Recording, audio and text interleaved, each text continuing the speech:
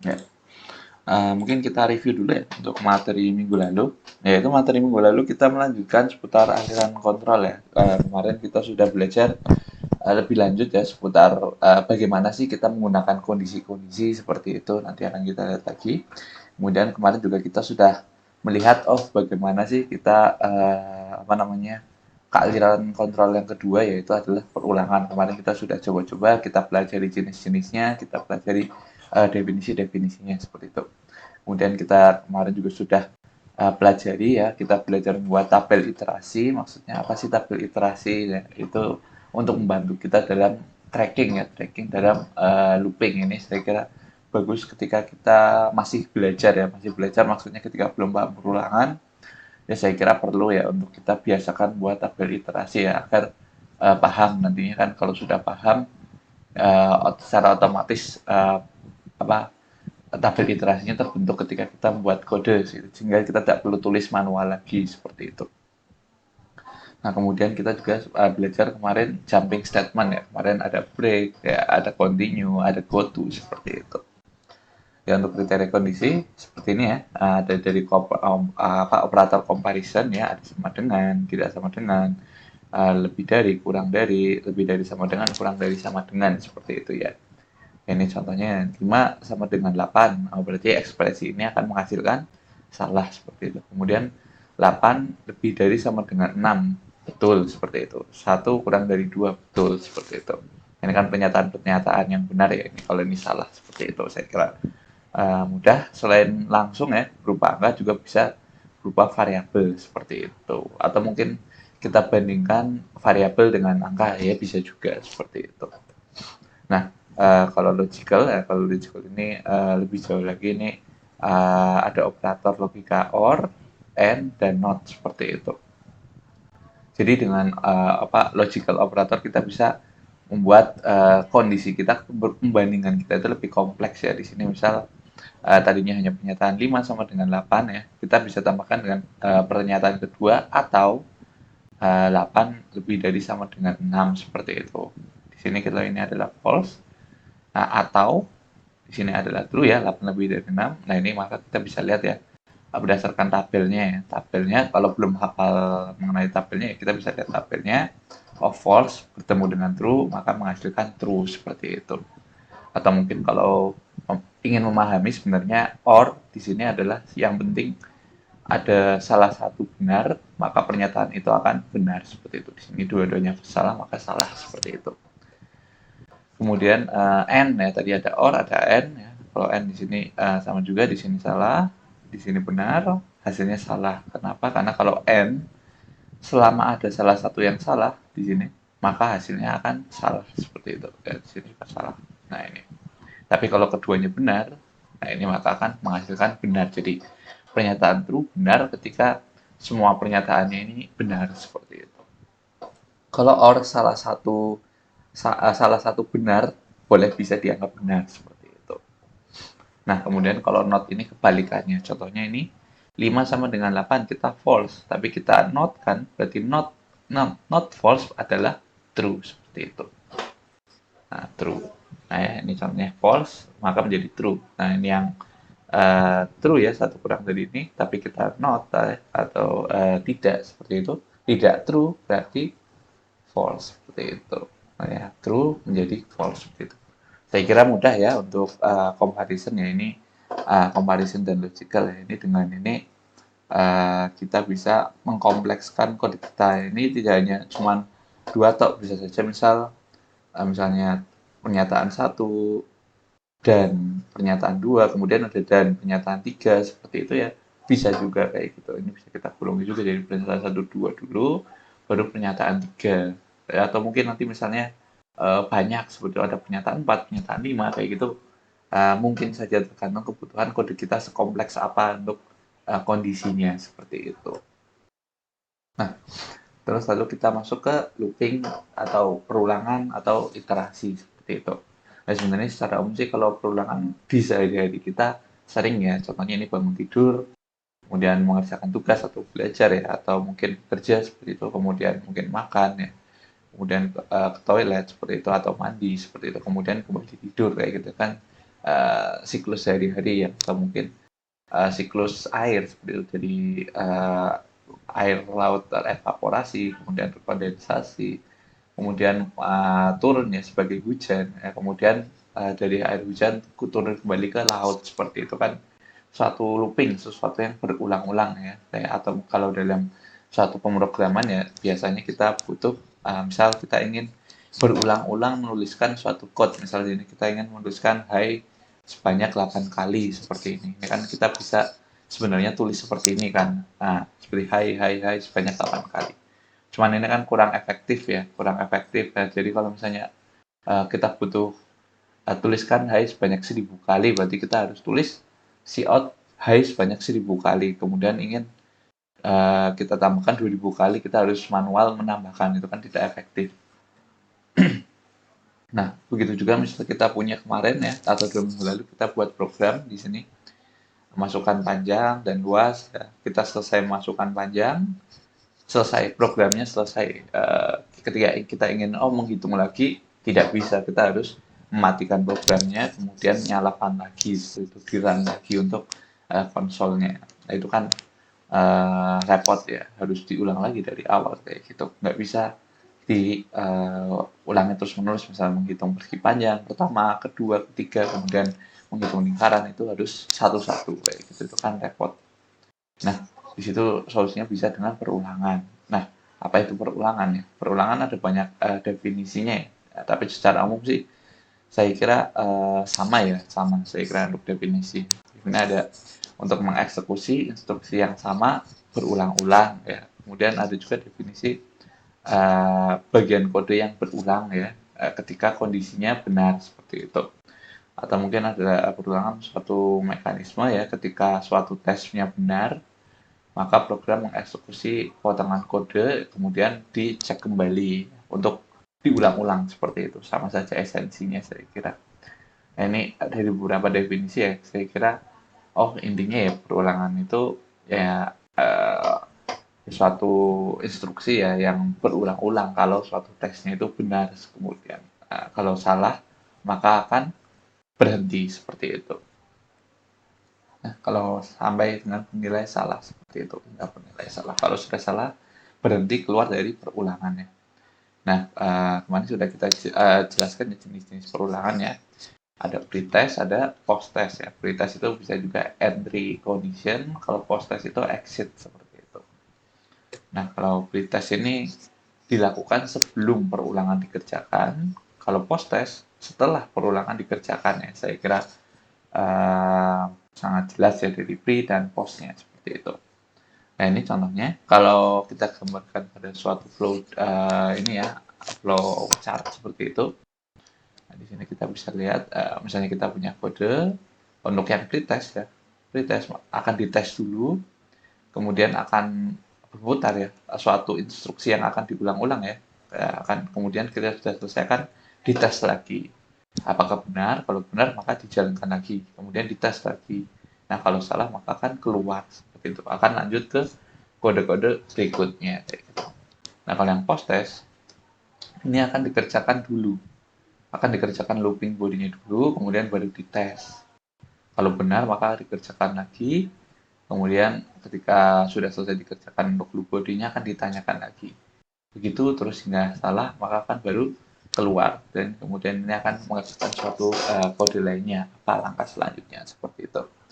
Ini saya kira jelas ya, pretest dan posttest ya. Kalau ini tesnya di atas, kalau ini tesnya setelah dari loop body, kalau ini sebelumnya loop body seperti itu. Nah, kalau komponen-komponen yang ada di perulangan harus ada inisialisasi variabel kontrol ya. Jadi ada variabel kontrol ya untuk mengecek ini apakah akan selesai ataukah akan berhenti kayak gitu, atau lanjut seperti itu. Nah, kemudian ini ekspresi tesnya ya, tes kondisi dari variabelnya ini, variabelnya sudah akan menunjukkan berhenti atau belum kayak gitu. Kemudian ini ada variabel update seperti itu. Jadi setiap looping kita harus update variabel kontrolnya ya, untuk menandakan bahwa ada progres dari perulangannya seperti itu. Nah, kemudian yang terakhir ada badan perulangan atau dia data yang akan kita ulang, seperti instruksi apa atau perintah apa atau kode apa yang akan kita ulangi seperti itu. Perintahnya apa sih? Contohnya mungkin dia nulis hai sebanyak 8 kali. Oh, berarti perulangan bodinya ya cout hai seperti itu. Contohnya. Ini ya, contohnya ini inisialisasi variabel kontrol ini sebelum memasuki perulangan ya. Di sini berarti ada mungkin di sini seperti itu. Jadi sebelum masuk intinya seperti itu. Nah, kemudian ketika ekspresi tes kondisi ya ini adalah ekspresi tesnya ya di sini maksudnya seperti itu. Nah, kemudian kalau update-nya itu setelah loop body selesai dieksekusi berarti di bawah sini seperti itu. Jadi setelah dieksekusi maka di-update. Nah, kemudian kalau loop body ya akan instruksi yang diulang-ulang seperti itu. Ini contoh pengulangan ya, misal kita ingin nulis banyak 8, ini contoh pseudocode-nya, ini contoh flowchart-nya seperti itu. Di sini misal mulai ya, kemudian ini ada inisialisasi, kemudian ini adalah tes ya, kemudian ini adalah loop body, nah kemudian ini adalah update-nya. Nah, seperti itu. Jadi di tesnya satu, kemudian tulis saya 1 kurang dari 8 betul. Kemudian ditambah nilai counter. Sekarang ini berarti counter bernilai 2. Kemudian diulangi lagi 3, 4, 5, 6, 7, 8. Sekarang masuk ke 9. Counter bernilai 9 sudah tidak memenuhi, maka akan keluar seperti itu. Itu contohnya.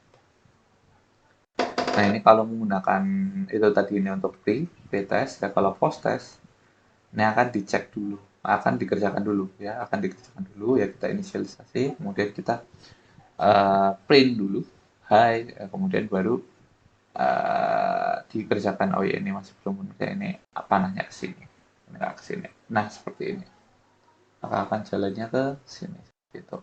Nah muter sini sama seperti tadi, baru keluar seperti itu. Ini jenisnya ada for, while, do while.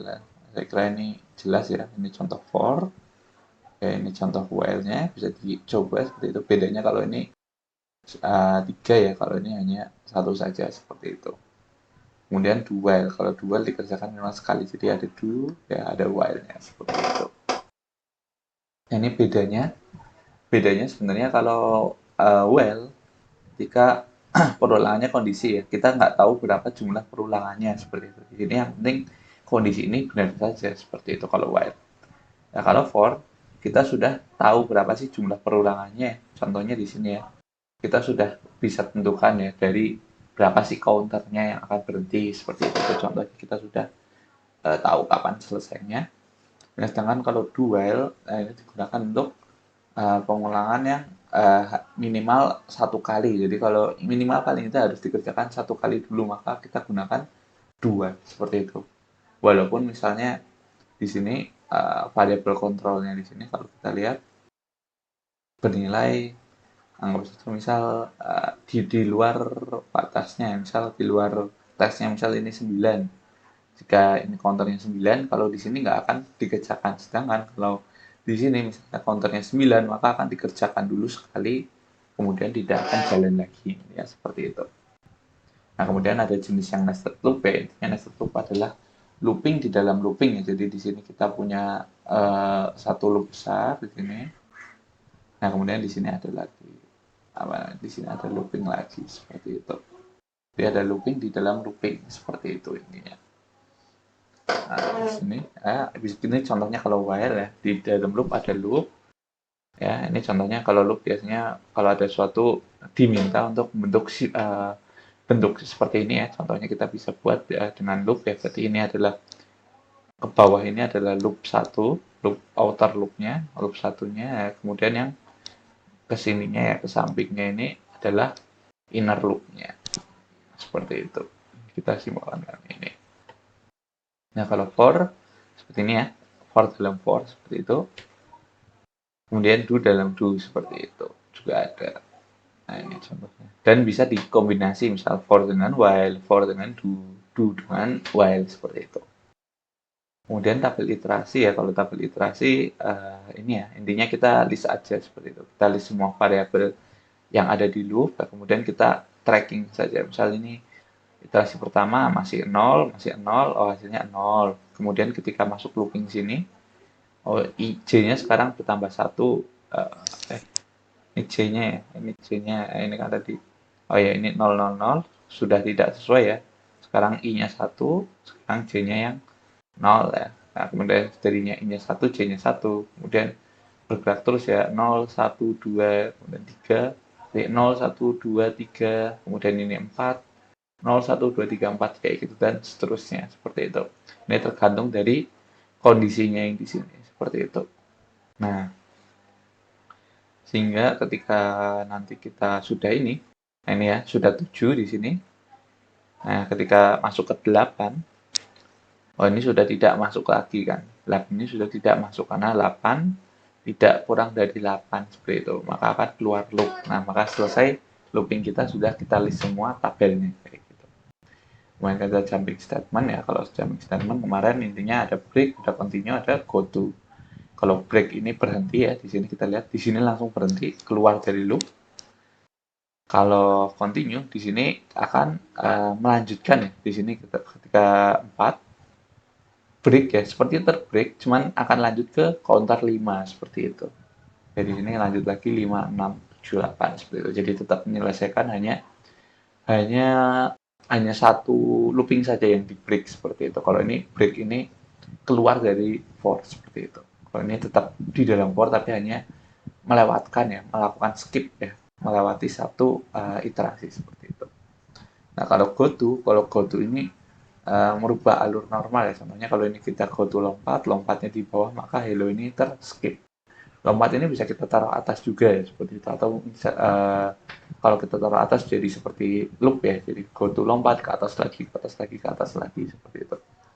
Itu juga bisa seperti itu. Cuman untuk go to ini tidak direkomendasikan ya, karena ini nanti kode kita akan susah dibaca kayak gitu karena lompat-lompat kayak. Jadi untuk go to saya kira diusahakan sedikit implementasinya kalau kita buat kode seperti itu.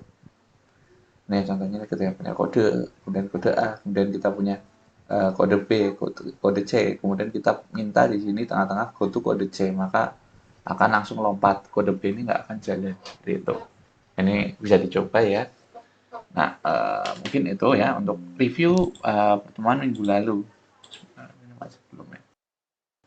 Kita masuk ke pertemuan minggu ini seperti itu.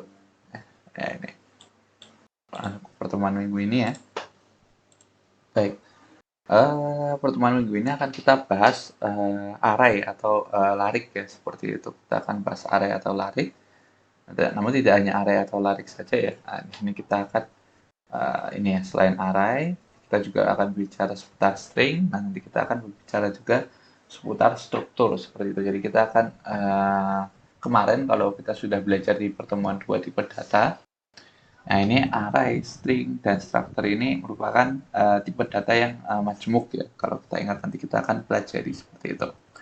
Ya, ini kita akan pelajari definisinya, sifatnya, komponennya, kemudian fungsinya kenapa apa sih, kemudian bagaimana sih si komputer menyimpan array ini di memori atau RAM seperti itu.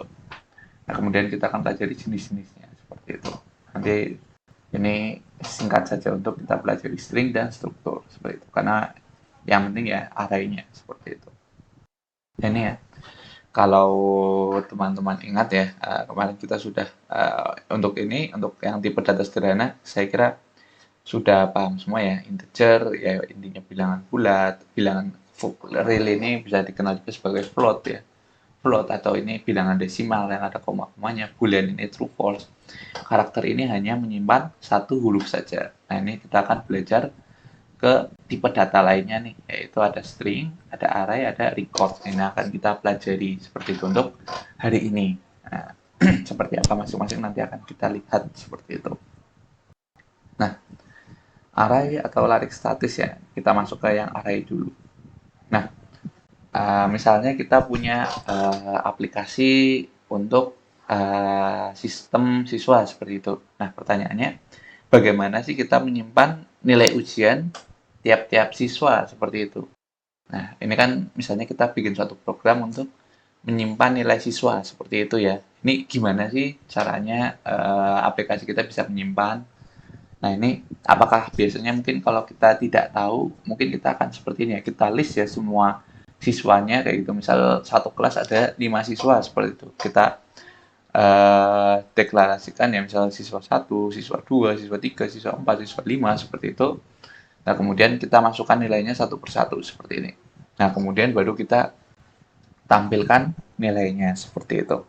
Nah, ini kan kurang efektif ya, ini dua ini secara sama ya. Kalau ini kita deklarasikan, nah kemudian kita definisikan, kalau ini sekaligus kita deklarasikan dan definisikan gitu ya. Ketika dibuat, kita kasih nilainya. Ini baru dibuat saja, belum dikasih nilai seperti itu. Nah, saya kira ini dua ini sama saja caranya, tapi intinya sama, yaitu ketika kita ingin menyimpan nilai dari siswa, nah ini kita simpannya ke satu-satu variabel ya. Ini satu-satu variabel seperti itu. Ini juga satu-satu variabel. Nah, ini kurang efektif ya saya kira. Bagaimana kalau misalnya siswanya ada 40 seperti itu. Berarti kan kita harus tambahkan ini sebanyak 40 ya. Kemudian bagaimana kalau berkurang ya dari 40 ke 20 misalnya seperti itu. Kita harus hapus manual ya. Kemudian kalau bertambah hingga 100, 200 kayak gitu untuk siswanya, berarti kita harus tambahkan manual. Masukkan manual ini kan tidak efektif seperti itu ya. Nah, kurang efektif lah. Di saat inilah kita gunakan yang namanya array seperti itu. Nah, apa itu array? Nah, array atau larik ini merupakan definisinya yang pertama adalah daftar variabel dengan mekanisme penamaan yang uniform. Uniform ini sama, yang dapat dideklarasikan dengan satu baris kode sederhana. Oh, berarti maksudnya apa sih? Berarti kalau dari definisi pertama, array atau larik ini merupakan sekumpulan variabel ya yang namanya sama. Oh, yang hanya butuh satu baris kode saja. Ini kalau dari definisi pertama. Jadi intinya, oh berarti larik adalah sekumpulan variabel. Jadi variabel-variabel individu ini kita bisa kumpulkan ya, kumpulkan jadi satu nama saja. Kalau ini kalau berdasarkan definisi pertama. Oke, kemudian kita coba lanjut ke definisi kedua. Array merupakan kumpulan dari nilai-nilai data. Oh, sekumpulan nilai-nilai data nih. Oh, berarti kumpulan ya atau himpunan yang bertipe sama. Oh, tipe datanya sama dalam urutan tertentu yang menggunakan nama sama. Oh, muncul lagi nih namanya sama seperti itu, penamaannya sama dan merupakan sekumpulan nilai data. Saya kira sama ya, masih sama daftar variabel, kumpulan variabel dengan kumpulan nilai-nilai data. Ya kan karena variabel menyimpan nilai. Nah, cuma tambahannya, oh tipe datanya sama. Jadi intinya ya, oh berarti array adalah sekumpulan data ya, sekumpulan nilai variabel yang tipe datanya sama, yang namanya itu juga sama seperti itu.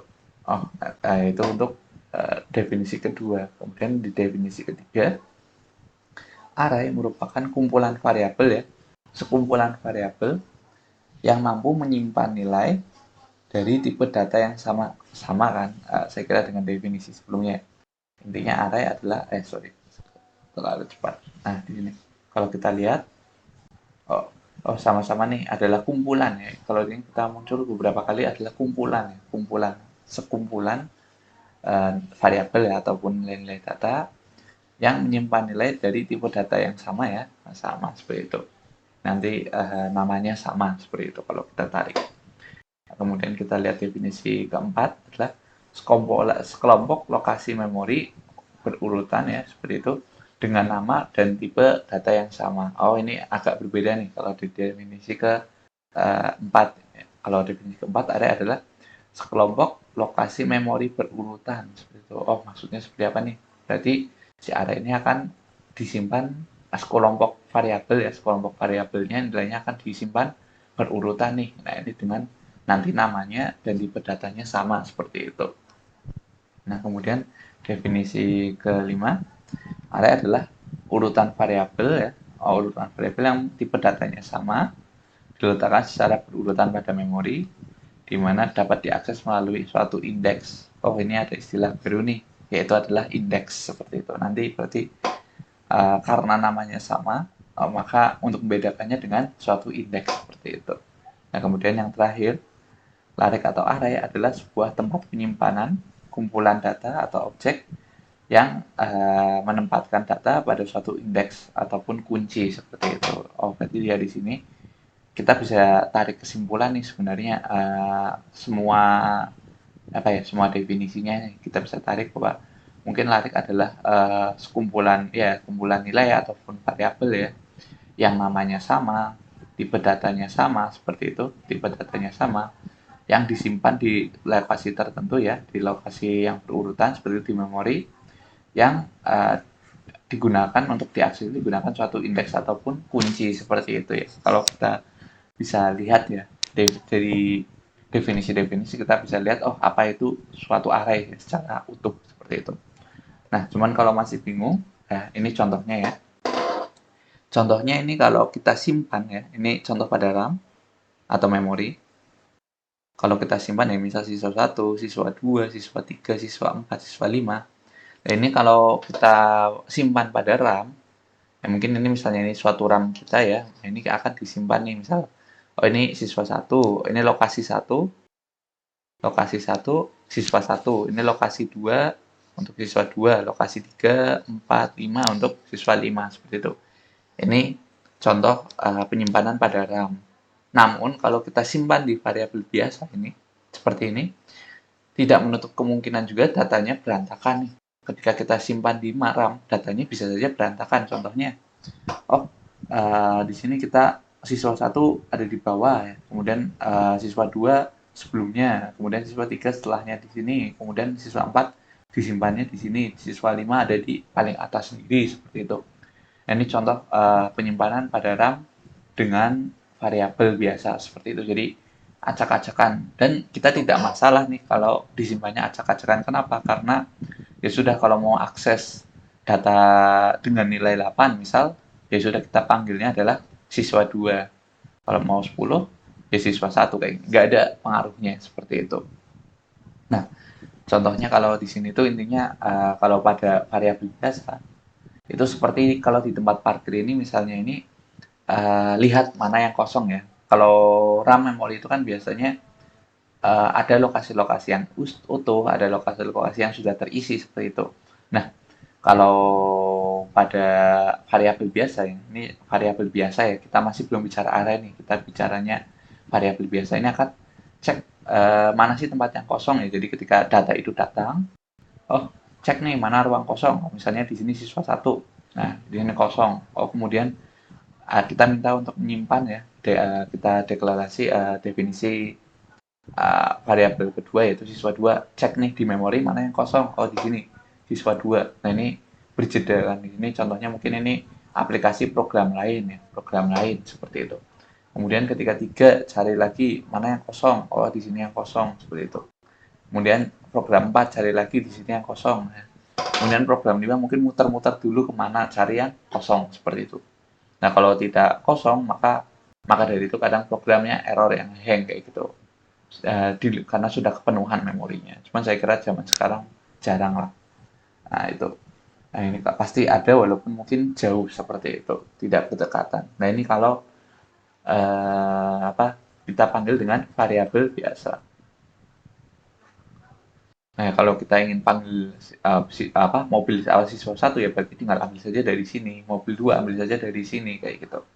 Sendiri sendiri intinya seperti itu, terpisah. Nah, ini contohnya ya. Oh, ini kalau array. Nah, array ini kodenya akan seperti ini. Kita bandingkan tadi ya di sini. Nah, ini kita simpan satu persatu ya untuk 5 siswa. Ini.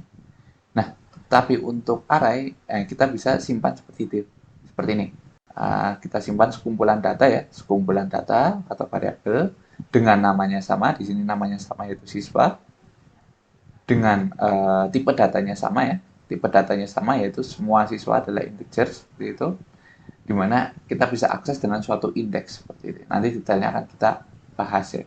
Nah, kalau ini lebih enak kan. Jadi kalau kita lihat nih, oh siswanya 5 ya, kita tinggal simpan saja urutan nilainya seperti itu.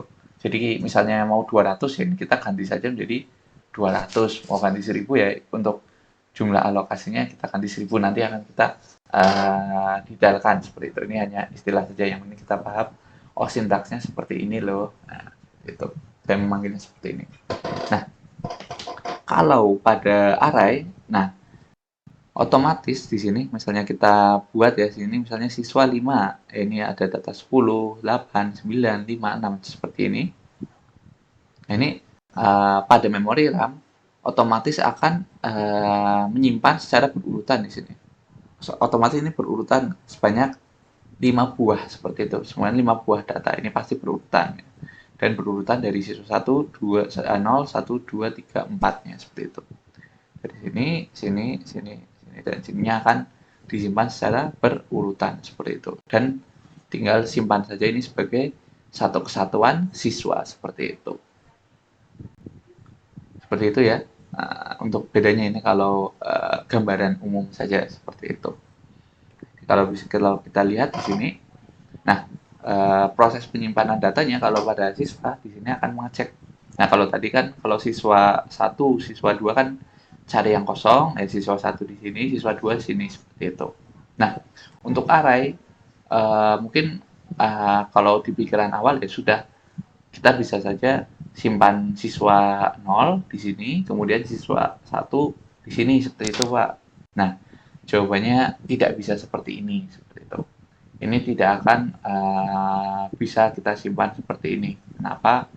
Ya karena berdasarkan definisinya datanya itu harus berurut sehingga ketika kita definisikan suatu siswa ya, walaupun di sini ada misalnya nih nomor 1 ya, nomor 2, nomor 3, nomor 4, nomor 5, otomatis harusnya 2 dan 5 dulu yang terisi.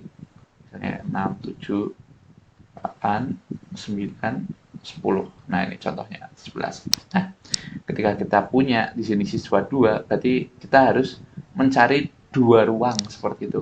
Mencari 2 ruang yang kosong yang berhimpitan. Jadi, walaupun 2 dan 5 ini ada isinya, tidak bisa kita tempati. Kita hanya bisa menempati yang 2 berdampingan. Di sini berarti mobil kita akan parkir di 9 dan 10 di sini. Ya, karena untuk ini 2 ini kosong seperti itu ya. 2 ini kosong dan bisa berhimpitan seperti itu. Berurutan. Misalnya kita punya siswa 5, berarti kita harus cari 5 yang berdempetan. Misal kita cari muter ininya cari memori kita di mana yang 5 yang berurutan intinya. Seperti mungkin di sebelah sini ada 5 berurutan atau mungkin di tempat lain ya, atau mungkin bahkan maka dari itu kalau tidak ada, yaitu berarti program kita akan hang karena tidak menemukan memori penyimpanan ya seperti itu. Jadi batasannya harus berdempetan ya. Misal kita buat ini misal 1 juta. Nah ini tidak ada tempat parkir yang kosong sebanyak 1 juta secara berurutan ya, itu maka programnya akan error seperti itu contohnya. Nah, tapi kalau tadi hanya 2, hanya 5, saya kira sih masih mudah dicari seperti itu. Itu maksud dari memorinya harus berurutan. Nah, saya kira itu ya tadi ya sudah jelas ini kan berurutan seperti ini. Nah, ini juga berurutan berarti kalau ini 5 berarti cari yang kosongnya 5, misal di sini. Ini misal di nomor berapa misal ini ada 6, 7, berarti ini 15, 16, 17, 18, 19 misal seperti itu, berarti di sini seperti itu. Untuk siswa kan mobilnya di sini semua, seperti itu contohnya. Karena misalnya kita butuh siswa 5, seperti ini. Kalau 2 bisa di sini. Kalau 5, cari yang 5 berdempetan kosong. Itu untuk definisi array. Jadi kalau dari situ saya kira, oh seperti itu, berarti sebenarnya cocok kan dengan definisi yang di awal, yaitu namanya sama ya di sini, namanya siswa ya. Bisa diganti dengan yang lain, cuma di sini 5 data ini namanya sama yaitu siswa. Kemudian tipe datanya sama yaitu di sini integer. Kemudian kalau mau mengakses nilai secara individual, ya ini kita bisa dengan suatu indeks ya di sini. Di sini untuk array dimulai dari 0 ya, dimulai dari 0. Jadi bukan 1, 2, 3 tapi 0, 1, 2 seperti itu. Saya kira ini mudah ya, masih berurutan hanya saja mulainya dari 0 kayak gitu. Nah, kemudian dan disimpan secara berurutan di memori ini ya seperti itu. Jadi dari definisi array kita bisa paham secara utuh secara array bagaimana sih cara kerjanya kayak gitu. Nah, di sini array memiliki beberapa sifat-sifat ya. Nah, ini ada beberapa sifat yaitu yang pertama array merupakan linear data structure yang menyimpan sejumlah data yang sudah ditentukan ya, sudah fix. Jadi ukuran array ini sebenarnya sudah fix ya. Contohnya di sini kita ketika buat variabelnya variabel array di sini sudah kita pastikan ukurannya berapa sih, yaitu 5. Kemudian misal di sini ukurannya 2, 5 seperti itu. Jadi ini ukurannya sudah kita kasih tahu dulu nih programnya bahwa ukuran variabel siswa adalah 2, bahwa ukurannya adalah 5. Jadi nggak bisa nih kita buat ukurannya 5, tahu-tahu kita menyimpan 6 data, ya seperti itu nggak bisa. Cuman kalau misalnya kita kasih misalnya siswanya 10, tapi baru siswa 0 sampai 5. Nah, ini bisa karena 0 masih sampai 5 ini masih kurang dari 10 seperti itu. Misalnya di sininya kita ganti di sini kita ganti 5 ya misal. Nah, kayak gini. Integer siswa 5, kita isi 10 dan 9. Dan ini masih bisa. Kenapa? Karena istilahnya kita sudah booking 5 tempat, ya, kita sudah booking 5 tempat baru diisi 2. Nah, itu kan nggak masalah. Ya nggak bisa kan kalau misalnya kita siswa 5 tapi ininya ada 6 seperti itu. Jadi kita bookingnya 5 tapi kok ada 6 data. Nah, itu kan error seperti itu. Nah, cuman kalau 5 diisi 2 itu nggak ada masalah seperti itu. Ini ya. Array akan selalu menyimpan pada lokasi memori yang berurutan ya. Contohnya ini ya. Jadi harus berdempetan seperti itu di sini. Di sini berurutan seperti itu. Nggak seperti ini yang boleh untuk acak-acakan seperti itu. Di sini membolehkan acak-acakan walaupun mungkin secara umum ya pasti kalau di kode berurutan seperti ini ya berurutan, cuman ya memungkinkan ya ada kemungkinan untuk disimpan secara acak-acakan. Nah, cuman kalau array ini pasti berurutan seperti itu. Nah, array dapat bertipe integer, karakter, float, merupakan tipe data lainnya. Yang penting sama seperti itu. Jadi nggak bisa misal kita sudah di int array misal 2. Nah, ini harus misal integer yang 1 ataupun 2 ya. Misal bisa 11, bisa 20 seperti yang penting integer. Kita nggak bisa misal atau 1,5, 1,2 dan 2 seperti ini. Ininya float nih nggak boleh kayak gitu. Atau mungkin string ya hello dengan 5 kayak gini, ini nggak boleh kayak gitu. Ini nggak boleh seperti itu. Harus sama tipenya.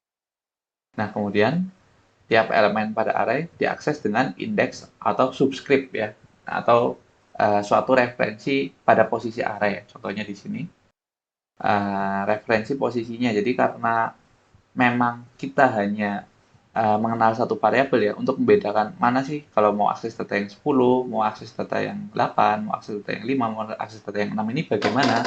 Yaitu kita bisa melalui indeksnya di sini ya. Indeksnya adalah yang ini, yang ada di dalam kurung kotak seperti itu. Nah, ini adalah apa namanya indeksnya seperti itu. Jadi kalau mau akses yang 10, ya berarti kita akses data yang pertama atau yaitu yang ke 0 seperti itu. Kalau mau akses ini atau data yang keempat, berarti kita akses indeks ke-3 seperti itu. Kalau mau akses data yang ketiga, berarti indeks ke-2 seperti ini contohnya. Jadi kita aksesnya dengan indeksnya seperti itu. Nggak punya nama sendiri-sendiri kan namanya hanya satu sama semua seperti itu. Nah, kemudian indeks array selalu mulai dari 0 ya. Mulainya dari 0 seperti itu, nggak dari 1. Mungkin kebiasaan kalau kita biasa menghitung dari 1, 2, 3. Nah, cuma nanti teman-teman kalau sudah biasa mengkode, mulainya biasanya dari 0 nih. 0, 1, 2, 3. Nah, ini ada 4 data, jadi tambah 1. Nih. Karena di sininya mulainya dari 0, seperti itu. Nah, kemudian indeks harus berupa integer ya. 0, 1, 2, 3 nggak bisa misalnya array 1 seperti ini. Nah, ini nggak bisa, kita harus berupa integer seperti itu. Ini saya hapus. Maupun selain integer juga bisa merupakan ekspresi integer ya. Misalnya ada suatu ekspresi misal 2 tambah 2 hasilnya kan 4, out integer kan. Kemudian 1 kali 5 hasilnya kan integer yaitu 5. Ini nggak ada masalah seperti itu. Ekspresi yang outputnya integer itu nggak ada masalah. Berarti yang penting ya berupa integer seperti itu. Nah, di sini ada komponen-komponen ya pada array ya. Untuk membuat suatu array ya, di sini kita lihat ya. Yang pertama ada tipe datanya apa. Ya, kemudian di sini ada nama variabel ya di sini. Nah, kemudian di sini ada alokasi elemennya seperti itu, alokasi memorinya. Contohnya di sini kita ada integer, namanya siswa, dengan jumlahnya 2 sebetulnya untuk alokasinya 2. Kita bisa masukkan nilainya ya dengan selain dengan langsung sama dengan kurung awal di sini. Ya, ini kita juga bisa dengan siswa 0 kita isi 10, siswa 1 kita isi 9. Nah, ini kita bisa satu-satu juga. Atau ya kita bisa ini. Kita bisa apa namanya? Dengan kurung awal lah. Ini kita kalau ini kita deklarasikan dulu baru definisikan. Nah, ini deklarasi dan definisi secara bersamaan. Atau seperti yang saya bilang tadi, kita bisa misalnya siswanya 5 ya, tetapi kita isi baru 2. Nanti nilai data lainnya otomatis 0 seperti itu. Ini juga bisa seperti itu. Nah, ini itu data ini terdiri dari tipe data yang sejenis ya, tipe datanya apa, nama variabelnya apa, ya 3 bagian untuk komponen data. Kemudian jumlah alokasinya berapa seperti itu. Sehingga komputer bisa kira-kira nih berapa sih size yang kita siapkan di memori seperti itu. Nah, selain dengan ini, kita juga memungkinkan ya misalnya INT siswa kotak 2 tambah 2 kayak gini juga mungkin. 2 tambah 2 sama dengan sekian kayak ini juga mungkin ya. Atau tadi 1 kali 5.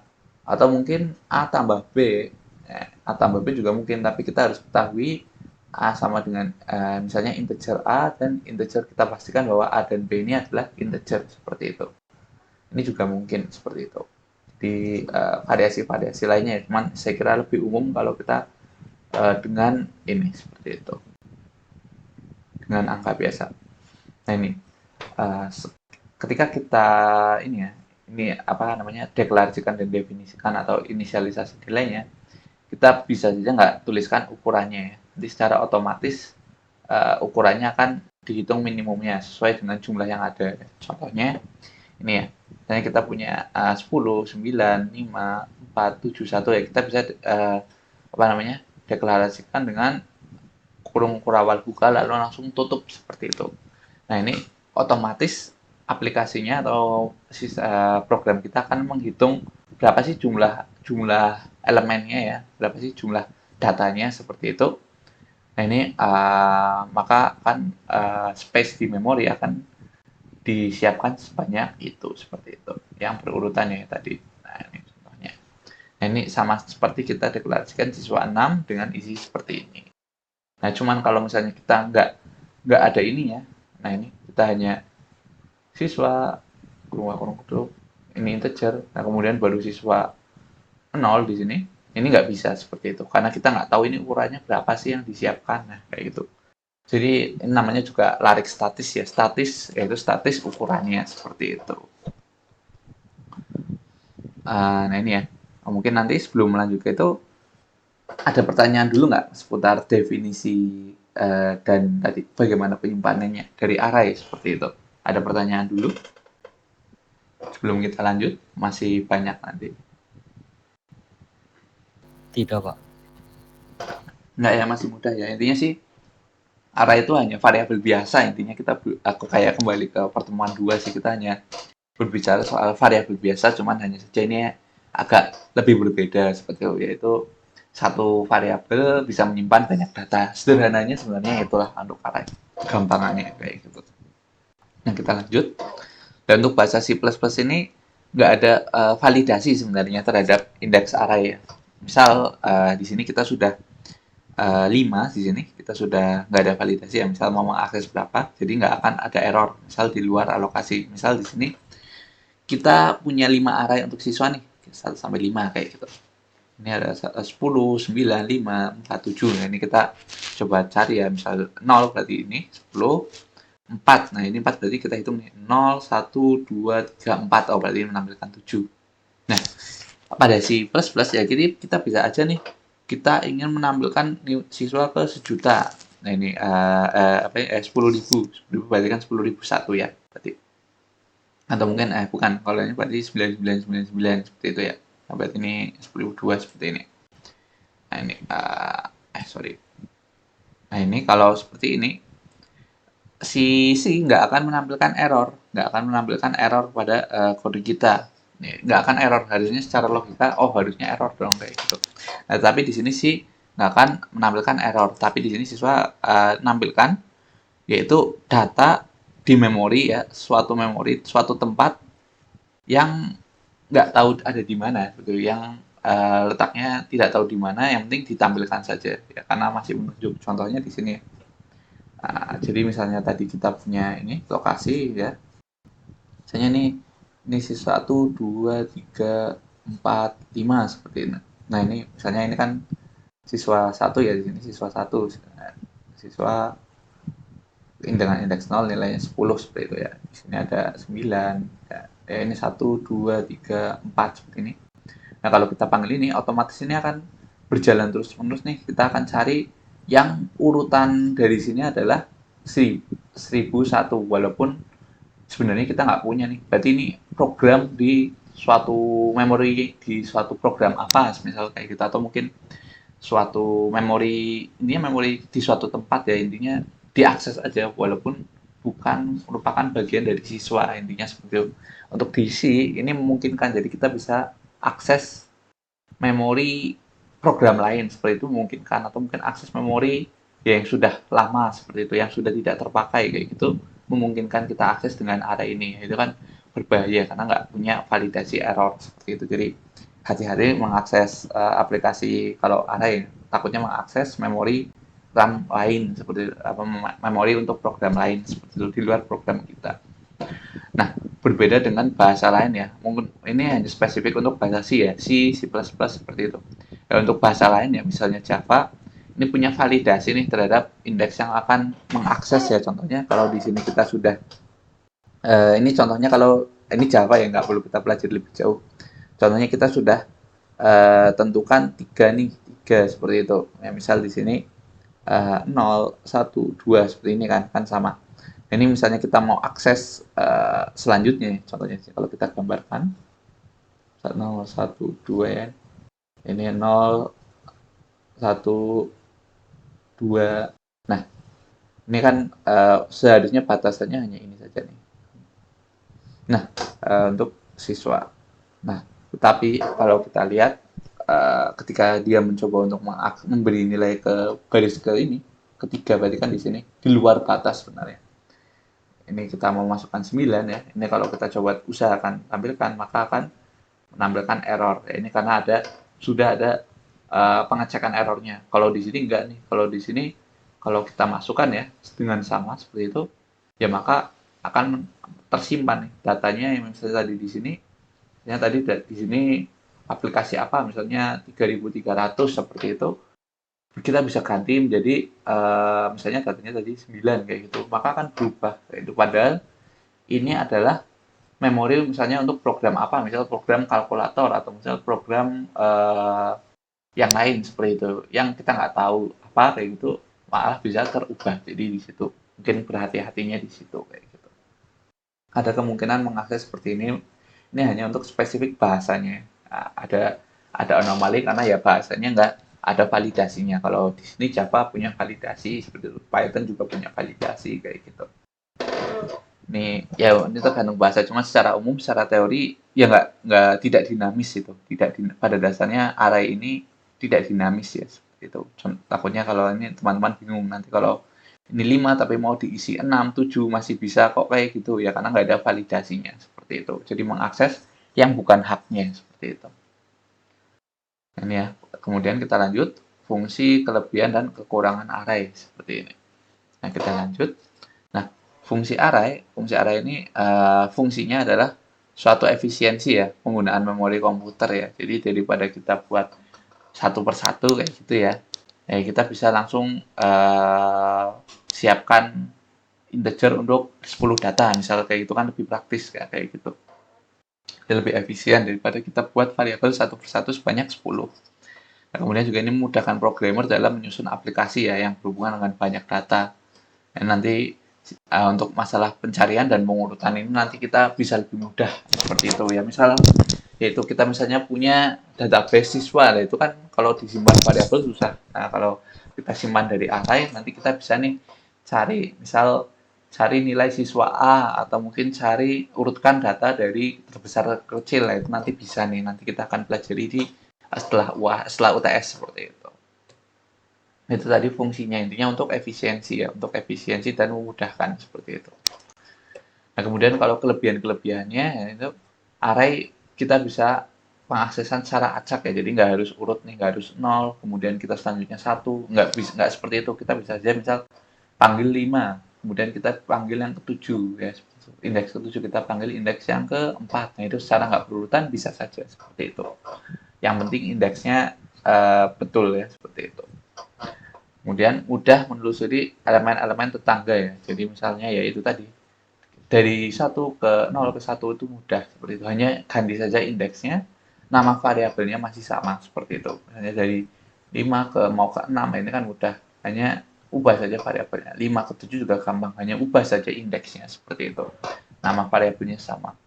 Kalau yang tadi variabel sendiri-sendiri ada siswa 1, siswa 2, siswa 3. Lah ini kan variabel sendiri, nggak bisa kita siswa titik angkanya, ini nggak bisa, ini nggak bisa. Kita jadi ini merupakan satu variabel sendiri kayak gitu. Jadi susah lah menelusuri elemen tetangga. Nah, kalau ini lebih mudah kalau array ya, karena hanya ganti indeksnya saja. Kemudian penyimpanannya efisien ya, karena berurutan itu tadi kayak gitu. Nah, kemudian array dapat menyimpan banyak nilai ya dengan satu nama ya, satu nama saja, jadi siswa atau nilai siswa, yaitu jadi array tersebut untuk nilai siswa kayak gitu, sudah jelas ya. Array mempermudah dan mempercepat pemrosesan data seperti itu ya, karena namanya sama. Untuk mengakses data berikutnya kita hanya dari indeks saja ya, kita kalau mau proses data-data mudah seperti itu, daripada kalau kita namanya satu-satu seperti itu sulit. Kemudian nilai pada array dapat diurutkan secara mudah ya. Nanti kita akan belajar bagaimana sih mengurutkan nilai array kayak gitu. Nanti kita akan pelajari. Proses pencariannya mudah seperti itu. Mencari data misalnya, oh, data ini ada atau tidak, atau data ini apa namanya tidak ada di kumpulan data, atau ada ketemu outputnya apa seperti itu, kita bisa cari seperti itu. Itu nanti akan kita pelajari seperti itu. Nah, namun array ini punya kekurangan ya. Array punya kekurangan, yaitu tipenya harus sama ya. Tipe datanya homogen atau tipe datanya harus sama. Jadi nggak bisa kita simpan tipe data dengan yang variasi beda ya. Misalnya kita ingin, kalau dari misalnya kita ingin menyimpan nama, kemudian nilai, ya ini nggak bisa di satu array seperti itu. Karena nama ini string, nilai ini integer ya. Jadi harus integer semua, string semua seperti itu. Nah, kemudian yang kedua, kebanyakan bahasa pemrograman array-nya statik. Array-nya statik, sulit untuk diubah ukurannya ketika waktu eksekusi seperti itu.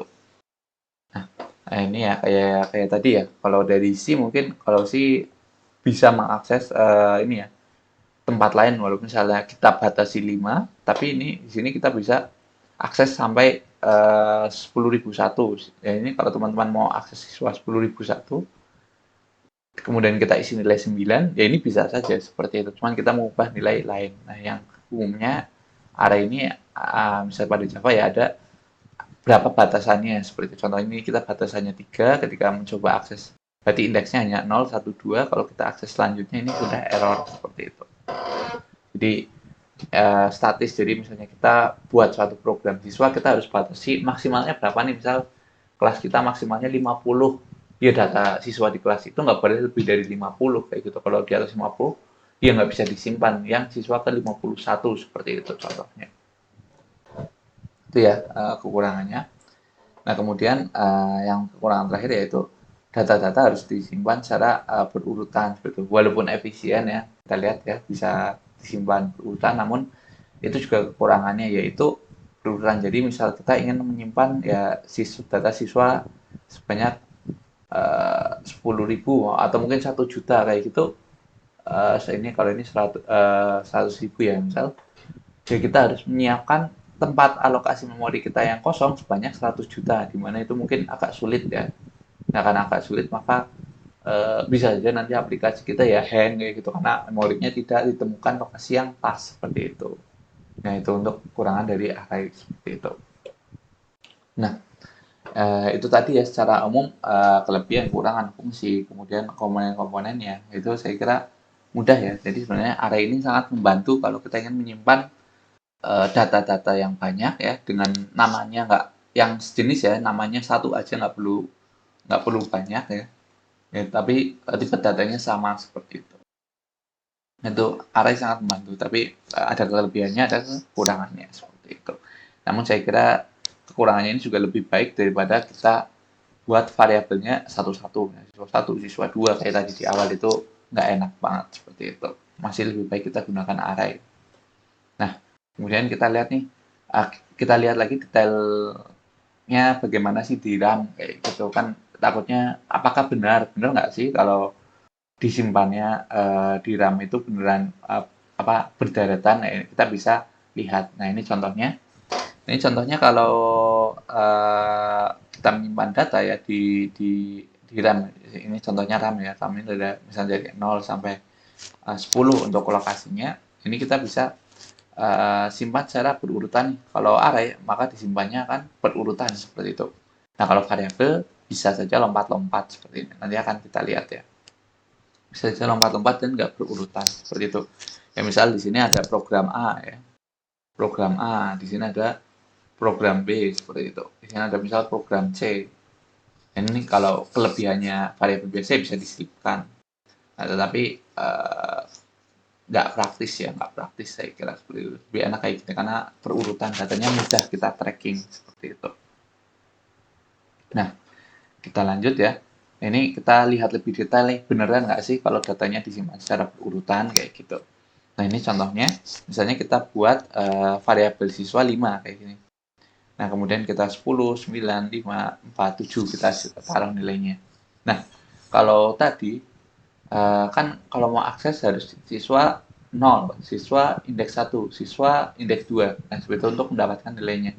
Tapi seperti apa sih kalau kita hanya simpan siswanya saja kayak gitu? Kita coba tampilkan siswa ini sebenarnya apa kayak gitu. Nah, ketika kita coba tampilkan siswa, di sini yang tampil adalah suatu heksadesimal ya, suatu heksadesimal. Nah, ini adalah variabel siswa ini akan menyimpan alamat ya, alamat saja. Jadi sebenarnya yang disimpan adalah alamatnya saja, alokasi alamatnya pada RAM seperti itu. Nah, jadi kalau kita lihat lagi, ini disimpan secara bersamaan berarti siswa ini hanya akan menyimpan alamat ya, alamat ini yang ada di RAM seperti itu. Jadi ini ya, di mana alamat itu kalau secara teori adalah data pertama seperti itu. Jadi yang disimpan adalah alamat data pertama ya. Jadi yang disimpan adalah alamat data 10 ini atau siswa 0. Apakah betul sih sebenarnya siswa ini yang disimpan adalah data ini, alamat dari siswa 0 ini?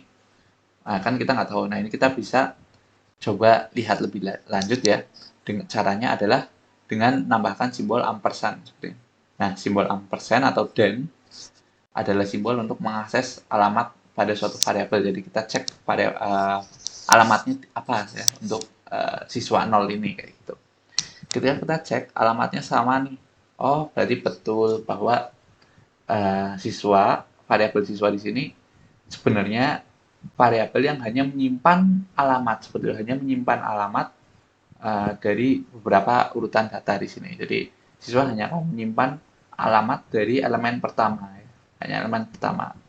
Dari kita tahu elemen pertama, maka bisa akses elemen-elemen selanjutnya seperti itu. Jadi di sini sama ya nilainya seperti itu, alamatnya sama seperti itu. Nilai ini dan adalah alamat dari ini kita lihat di sini. Nah, bahwa variabel siswa dan alamat siswa 0 bernilai sama seperti itu. Nah, ketahuan nih berarti kita tahu bahwa alamatnya ini. Kemudian benar nggak sih kalau datanya ini berurutan pada RAM? Nah, ini kita bisa lihat nih. Kita bisa lihat dengan nanti teman-teman kalau mau coba sendiri bisa. Nah, kita bisa dengan ini nih. Kita ampersand dan semua datanya di sini. Ampersand, ampersand, ampersand, ampersand di sini. Ini kita bisa jalan nanti mungkin bisa didemokan kalau ada waktu. Nah, kalau ini kita coba aja. Nah, di sini terlihat nih bahwa berurutan kan 078 FE00, 078 FE04, 08 C 10. Nah, ini kita lihat adalah berurutan seperti itu. berurutan dengan jarak 4 byte seperti itu. Nah, jarak ini ya karena heksadesimal ya, kalau heksadesimal kan sampai 16 ya, seperti itu. Jadi mulai dari 0, 1, 2, 3, 4, 5, 6, 7, 8, 9, 10-nya adalah A, B, C seperti itu ya. Kayak gitu. 10, D, E, F seperti itu, lanjut seperti itu. A, B, C 10, 11, 12, 13, 14, 15, nah seperti ini. Nah itu berurutan jaraknya seperti ini ya, contohnya. Ini kan kalau kita lihat ya berurutan dengan jaraknya ya 4 byte 4 byte seperti itu. Ya, 4 byte 4 byte 4 byte seperti itu. Nah, kita bisa coba nih ubah kita ganti dengan long integer maupun short integer ya. Ini mungkin kita bisa coba langsung praktekkan saja. Sini, oh ini belum keluar ya. Kita copy. Di sini kita coba jalankan ya di sini.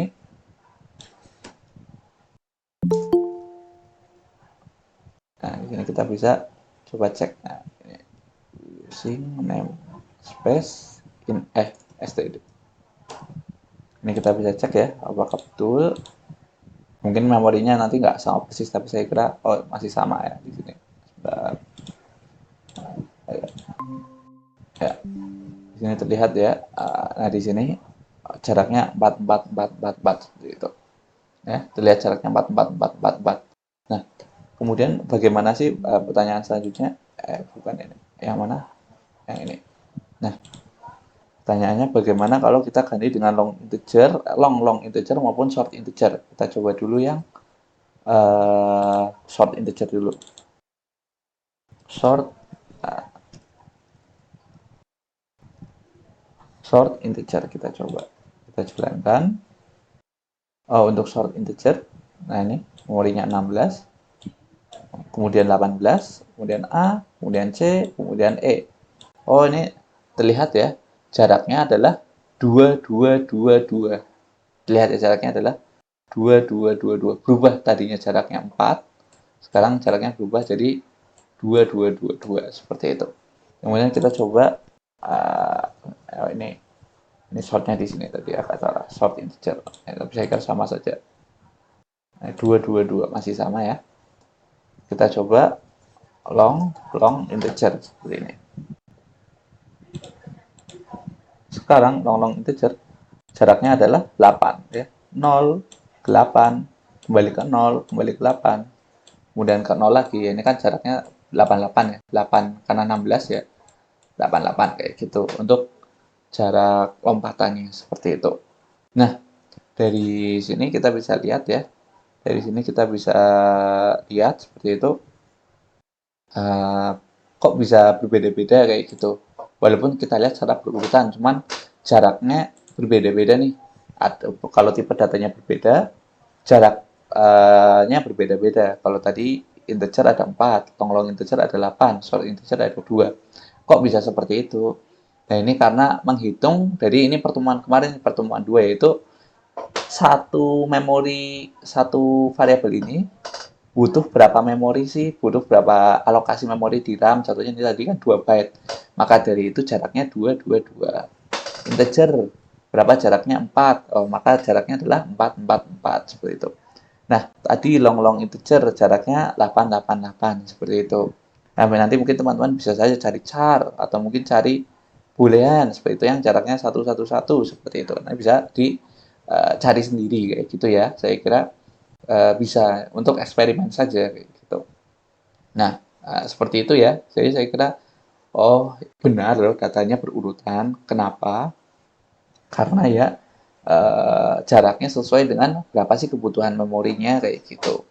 Dan ini menunjukkan juga bahwa makin besar kita menggunakan tipe datanya, ya ini alokasi di memori kita makin besar juga kayak gitu. Jadi kalau misalnya kita punya aplikasi apa namanya, mau simpan 1.000.000 data kayak gitu dengan kebutuhan long integer, berarti ya kita kali 8 nih, berarti alokasinya harus 8 juta byte, berarti 8 juta byte berapa ini, kilobyte, megabyte, berarti 8 MB seperti itu. Nah, beda dengan kalau misalnya kita short integer saja, datanya 1 juta, memorinya 2 berarti ini hanya 2 megabyte seperti itu, sama-sama 1 juta data, penyimpanannya bisa jauh lebih kecil. Itu gampangannya kayak gitu contohnya. Saya kira mudah ya untuk ini saya hanya menunjukkan hubungan apa namanya RAM ya, memori dan kebutuhan memorinya seperti itu. Nah, itu maka dari itu ya makin besar ya nantinya ya makin susah juga kayak gitu. Itu sederhananya seperti itu. Namun kalau kita hanya buat aplikasi sederhana itu saya kira ya nggak besar banget lah. Contohnya ini ya hanya 8 MB saja kan saya kira masih kecil ya. Seperti itu untuk menyimpan data. Nah, itu untuk ini. Nah, ini ya tadi. Nah, sekarang coba kita bandingkan nih. Nah, tadi kan sudah terbukti ya bahwa oh pada arah ini urut loh. Oh, kemudian bagaimana kalau kita bandingkan dengan variabel biasa? Bener nggak sih kalau tadi istilahnya kalau saya bilang variabel biasa itu disimpannya amburadul seperti itu. Disimpannya boleh acak-acakan. Nah, ini kita bisa coba saja di sini kita buat siswa non array 10. Nah, kemudian kita buat integer siswa 5. Nah, kemudian kita buat integer siswa non array. Ini saya selipkan di sini agar kelihatan lah paling enggak, berarti kan paling enggak secara logika saja ya. Di sini kalau misalnya kita punya urutan berarti di sini siswa non array 1, di sini arraynya, di sini siswa non array 2 secara logika kan seperti ini ya berarti. Ya kalau diurutkan di sininya di baris kedua adalah ini di sini ya secara logika ya pasti urut datanya. Cuman kalau ini kan kita paksa untuk nggak urut. Apakah benar? Apakah ini akan mencari tempat lain agar datanya disimpan berurutan? Ini kita bisa lihat seperti itu. Ini kita lihat, kita tampilkan satu-satu ya. Kita coba list datanya seperti ini. List apakah betul urutannya. Nah ini terlihat di sini. Yang siswa array ya, ini akan berurutan ya di sini dengan jedanya 4. Ya namun di sini kalau kita lihat yang non array ini yang dari 1C ke 1C ke DFC ini kan jaraknya cukup jauh ya, cukup jauh seperti itu. Ini berarti perbedaan satu ini adalah 16 seperti itu kan. Berarti dari 1 ke F saja berarti sudah lompat berapa sendiri kayak gitu. Kemudian dari E ke D ini kan sudah lompat berapa sendiri seperti itu. Jadi ya 16 kayak gini. Cukup banyak lah ini dikali kayak gitu. Berarti posisinya kita bisa bilang sangat jauh kayak gitu antara siswa array 1 dan siswa array 2. Kenapa? Karena nyari tempat kosong ya contohnya ya kalau ini ada tempat kosongnya di awal ya diisi dulu kayak gitu. Kalau contoh tadi ya istilah tempat parkir tadi ya. Kalau di sini kalau kosongnya di sini ya di sini aja mobil non array. Kemudian mobil non array ya bisa di sini kayak gitu. Nyari yang kosong. Tapi kalau mobil dengan array, istilahnya mobil dengan gandengan kayak gitu ya cari yang kapasitasnya 2 mobil kayak gitu contohnya. Sederhananya gitu. Nah ini ya. Nah, variabel biasa bisa disimpan berjauhan. Nanti teman-teman bisa coba sendiri kayak gitu. Nah, itu tadi masuk ke tadi kita hanya masuk ke definisi array ya. Pokoknya saya kira dari sini teman-teman sudah kebayang ya apa itu array kayak gitu terus bagaimana menyimpannya ya. Intinya array itu ya sesuai definisi di atas ya, hanya menyimpan nilai seperti itu. Kemudian harus berurutan, tipe datanya sama. Sebenarnya yang disimpan adalah lokasi memori, kemudian yang terakhir bisa diakses dengan indeksnya seperti itu. Itu dari situ kita bisa pelajari lebih detail seputar array. Kenapa saya detail ya? Karena pada dasarnya array ini sering nanti akan kita gunakan. Jadi saya kira perlu untuk kita pelajari secara detail seperti itu. Nah mungkin ini selanjutnya ada jenis-jenis array. Cuman ada pertanyaan dulu nggak terkait tadi seputar array? Mungkin tadi kalau baru join ya nanti ada videonya atau ada PPT-nya bisa mengikuti ya untuk tadi yang baru join. Cuman untuk yang ini apa ada pertanyaan dulu? Nah saya kira nggak ada berarti ya. Kalau nggak ada saya kira berarti paham. Kita bisa lanjut ke jenis-jenis array. Sebenarnya array itu sederhana saja sih. Ada 1 dimensi, ada 2 dimensi, ada multidimensi seperti itu. Nah, kalau 1 dimensi sebenarnya yang tadi yang sudah kita pelajari ya 1 dimensi ini merupakan array yang indeksnya hanya 1 saja ya, terdiri dari 1 indeks ya. untuk mereferensikan elemen pada array ya. Contohnya ini siswa 5. Nah, ini berarti satu dimensi saja. Atau mungkin kalau kita mau simpan ke samping ya nggak apa-apa juga. Ada literasi yang menampilkannya ke samping seperti itu. 5, 4, 7 kayak gini. Nggak ada masalah kayak gitu. Tapi masih di satu dimensi saja. Itu untuk array. Ini contohnya ini. Contohnya ini ya. Nah, ini tadi kalau kita see out-nya satu-satu, sebenarnya lebih praktisnya itu kita bisa kombinasikan array dengan looping di sini ya. Contohnya di sini kita lihat integer siswa array kosong ya, tapi di sini kita sudah apa namanya? Definisikan 5 datanya. Dan ini sama dengan siswa 5 seperti ini. Ini sama seperti siswa 5 seperti itu. Nggak ada masalah dengan ini. Nah, kemudian kita simpan ya ukuran dari arraynya berapa sih, yaitu 5 kayak gitu. Ukurannya berapa sih, yaitu 5. Nah, di sini kita akan looping nih dari 0 sampai 0 i kurang dari 5, maka i tambah-tambah. Maka di sini akan kita tulis ya, tulis nilai siswa ke i sama dengan siswa i seperti ini. Kita bisa coba saja. Nah, ini kan lebih praktis nih. Kalau kita lihat ini lebih praktis untuk kalau kita mau looping data kita misalnya di sini ya. Nah, ini kan jadi kita nggak tulis satu-satu si out-nya kayak gitu, tapi kita bisa tuliskan apa namanya, langsung seperti itu, langsung hanya satu baris saja, yang penting di looping seperti itu ya. Kita kombinasikan materi kemarin yaitu looping dengan apa namanya, array seperti itu. Nah, ini harus disimpan. Nah, kita ini kan tadi misal mau 10, dan ini kan kita bisa, ini kita kasih 10. Ini kan praktis nih, kita bisa jalankan. Nah, ini kan 0, 1, 2, 3, 4, ini 10 seperti itu. Sampai 10 ya. Ini mulai dari 0 berarti sampai 9 kayak gitu. Nah, dan nilai-nilai yang lainnya otomatis 0 seperti ini. Ya, ini karena bisa, intinya kita sudah sewa 10 tempat tapi baru diisi 5 ya nggak ada masalah kan kayak gitu.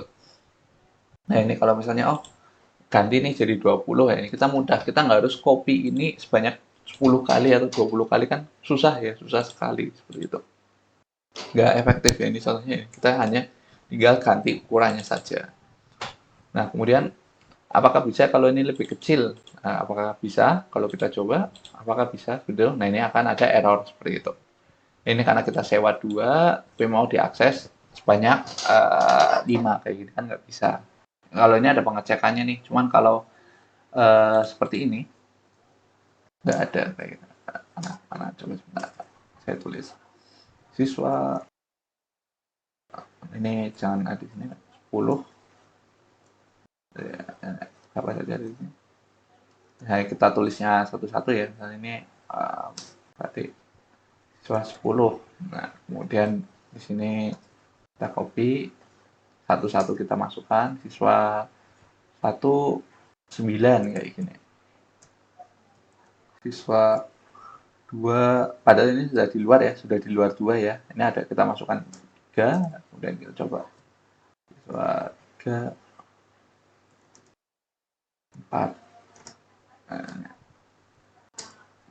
siswa 4, 7. Nah, ini kan kita coba ini, kalau kita jalankan maka mau kayak gitu. Mau kayak gitu. Padahal harusnya kan nggak bisa ya, harusnya kan nggak bisa kayak gitu. Nah, ini harusnya nggak bisa, tapi tetap bisa jalan kayak gitu. Itu kan error ya, harusnya error nggak bisa kayak gini. Cuman ya seperti itu, karena emang nggak ada pengecekan indeksnya seperti itu kalau di C. Tapi kalau di Java nanti ada errornya kayak gitu. Itu sih hanya contohnya saja seperti itu. Hanya menyontohkan, tapi intinya ya mana mana tadi ini. Nah, sebenarnya sederhana saja ini. Nah, seperti ini saja. Jadi kalau mau looping ya hanya tinggal looping saja, ini di looping, kemudian mau diulangi apanya seperti itu. Jadi nggak harus satu-satu. Nanti mungkin bisa dipelajari ya, ini bisa menampilkan nilai siswa atau mungkin menampilkan kalau nilainya 5 kayak gitu atau mungkin yang lain-lain. Intinya sih seperti ini. Intinya kalau mau mengolah data array kita pakai loop for ya, for ataupun kalau mau while, cuman di sini kan kondisi kalau array sudah kita tahu ya ukurannya berapa. Maka cocoknya sebenarnya sih for kayak gitu. Mau berapa ukurannya ya kita bisa looping ya, masing-masing elemennya kita olah bisa seperti itu. Misal bisa saja misal kita mau dikali 10 seperti itu. Misal siswa I sama dengan siswa I dikali 10, misalnya nilainya kita kalikan 10 kayak gini, ya ini bisa saja misalnya dengan jadi 190, 50 kayak gitu. Itu bisa saja, atau mungkin mau ditambah berapa kayak gitu ya bisa saja kayak gitu. Mau dibagi berapa ya bisa saja kayak gitu. Itu contohnya dari pengolahan array seperti itu. Yang untuk satu dimensi. Nah, ada yang kedua nih, kita masuk yang kedua, array dua dimensi. Nah, kalau array dua dimensi, intinya indeksnya ya ada dua, seperti itu. Kalau satu dimensi indeksnya satu, kalau dua dimensi indeksnya dua. Yaitu istilahnya adalah M buah baris dan N buah kolom ya. Contohnya seperti ini, X, M, N.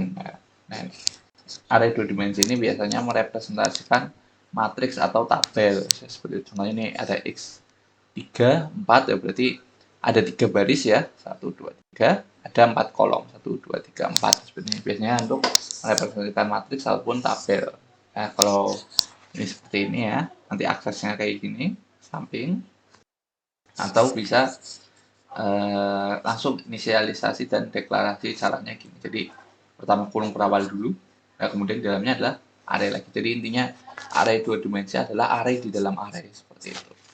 Ini ada array, ini adalah array. Jadi dalamnya ada di dalam nilai pertama ini berupa array lagi. Itu 1 2 3. 1 2 3. Ini array lagi 1 2 4 5 6 di sini. Ini baris. Nah, ini semuanya kayak gitu. Nah, seperti itu. Nah, ini untuk apa sih menyimpan array dan tabel matriks dan tabel ya? Contohnya sederhananya misal kita punya tabel siswa. Nah, kemudian misal ada nilai UAS, UTS, misal kayak gini kan kalau kalau hanya itu satu saja kan hanya bisa satu dimensi itu kita harus siswa nilai UAS-nya saja atau UTS-nya saja seperti itu. Tapi kalau dengan ini ya kita bisa misalnya ya tadi siswanya dari 0, 1, 2, 3 dan nilai UAS-nya ya kita bisa misalnya 10, 9, 8, 2 biar gampang. Ininya 3, kemudian ininya nilainya 5, kemudian nilainya 4 seperti misalnya UTS-nya jelek seperti itu. Ini kan kita bisa simpan di satu variabel. Kenapa? Karena ini array dua dimensi menjadi misalnya tadi ini ya siswa sama dengan 10, 3, 9, 5, 8, 4 seperti ini. Kan bisa kita simpan ya seperti ini. Nah, ini barisnya ini 3, kolomnya 2, berarti 3 kali 2 seperti ini. 3, 2 untuk siswa. Nah, seperti ini ya. Jadi kalau multidimensi atau dua dimensi di sini indeksnya ada dua, bedanya hanya itu bisa merepresentasikan matriks maupun tabel ya. Jadi kita punya tabel nilai UAS, nilai UTS, ya kita bisa representasikan ke matriks ya ke sini. Ya kemudian ya kita bisa buat jadi array seperti itu, array dua dimensi. Ya kalau di sini ada nilai UTS, kemudian ada tugas, ada kuis, ya ini kan ya nambah saja tetap dua dimensi ya, nggak berubah jadi 4 dimensi atau 3 dimensi, tapi tetap dua dimensi, tapi kolomnya saja yang berubah ya, dari 2 berarti bisa 3, bisa 4 seperti itu tergantung kolomnya seperti ini. Itu ya contoh penyimpanannya ya. Nah, saya kira mudah dipahami. Intinya satu dimensi itu ada satu arahnya. Mau ke bawah boleh, mau ke samping boleh kayak gitu. Nah, kalau dua dimensi ini membentuk suatu kolom dan baris seperti itu. Jadi bentuknya ya tabel atau matriks lah intinya seperti itu. Ya sederhananya sih sebenarnya ini adalah array di dalam array sebenarnya. Nah, ini ya contohnya. Ini kita punya array. M adalah suatu array di mana n elemen ke 0 ini adalah nilai di dalamnya adalah array lagi. Ininya seperti itu ya. Ini data ke-1 di dalamnya adalah array lagi. Data kedua di dalamnya adalah array lagi kayak gitu contohnya. Itu array di dalam array kayak gitu. Mungkin agak pusing ya, cuman sebenarnya mudah kok kalau kita pahami sedikit ya intinya. Ya ini menyimpan array lagi di dalam array ini sederhana itu kayak gitu. Ini untuk mengaksesnya itu kita gunakan for, masih gunakan for tapi biasanya kita gunakan nested for seperti itu. Sini for ini misalnya baris kolom ya, kita simpan seperti biasa kayak tadi. Kita taruh sini baris berapa, kolom berapa. Nah, di sini kita bisa nih kita ulang pakai for ya. Misalnya kita looping berdasarkan baris dan kolomnya seperti itu. Ini kita looping baris kolom, jadi kita bisa nanti 1 2 3 4 5 6 seperti ini urutannya. Ini ya 1 2 3 4 5 6 kayak nanti kita bisa tampilkan dengan manggil i dan j seperti itu. Berarti ini misalnya nampil ke 0 ke 0, berarti kan kalau kita lihat di sini kemudian ketika j-nya 1 ya. Ini pakai tabel iterasi enak nih.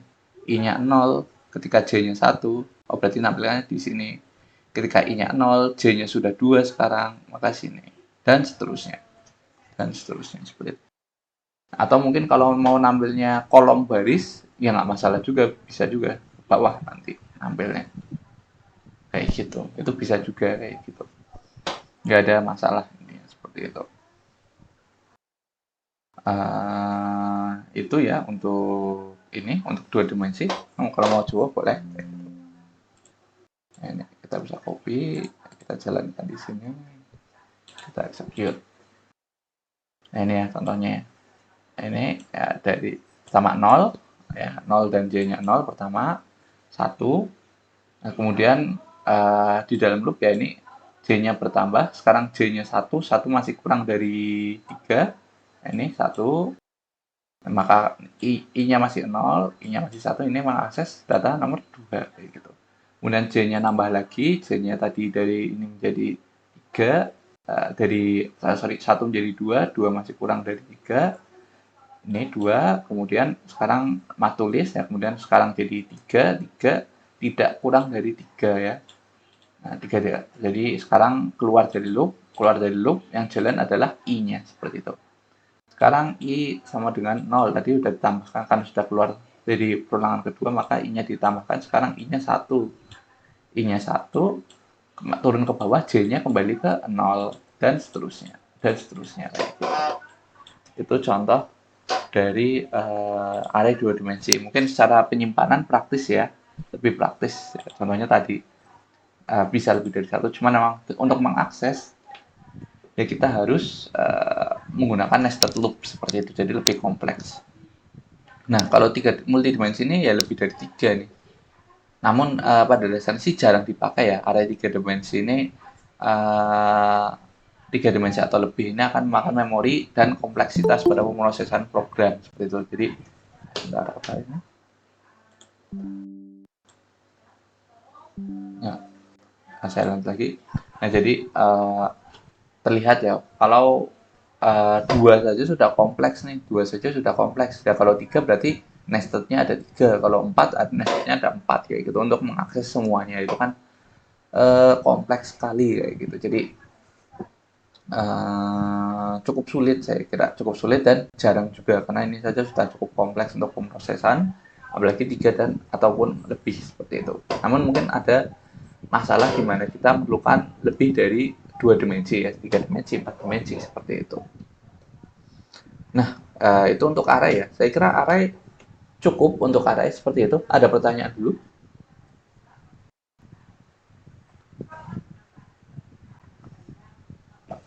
Tidak ada, Pak.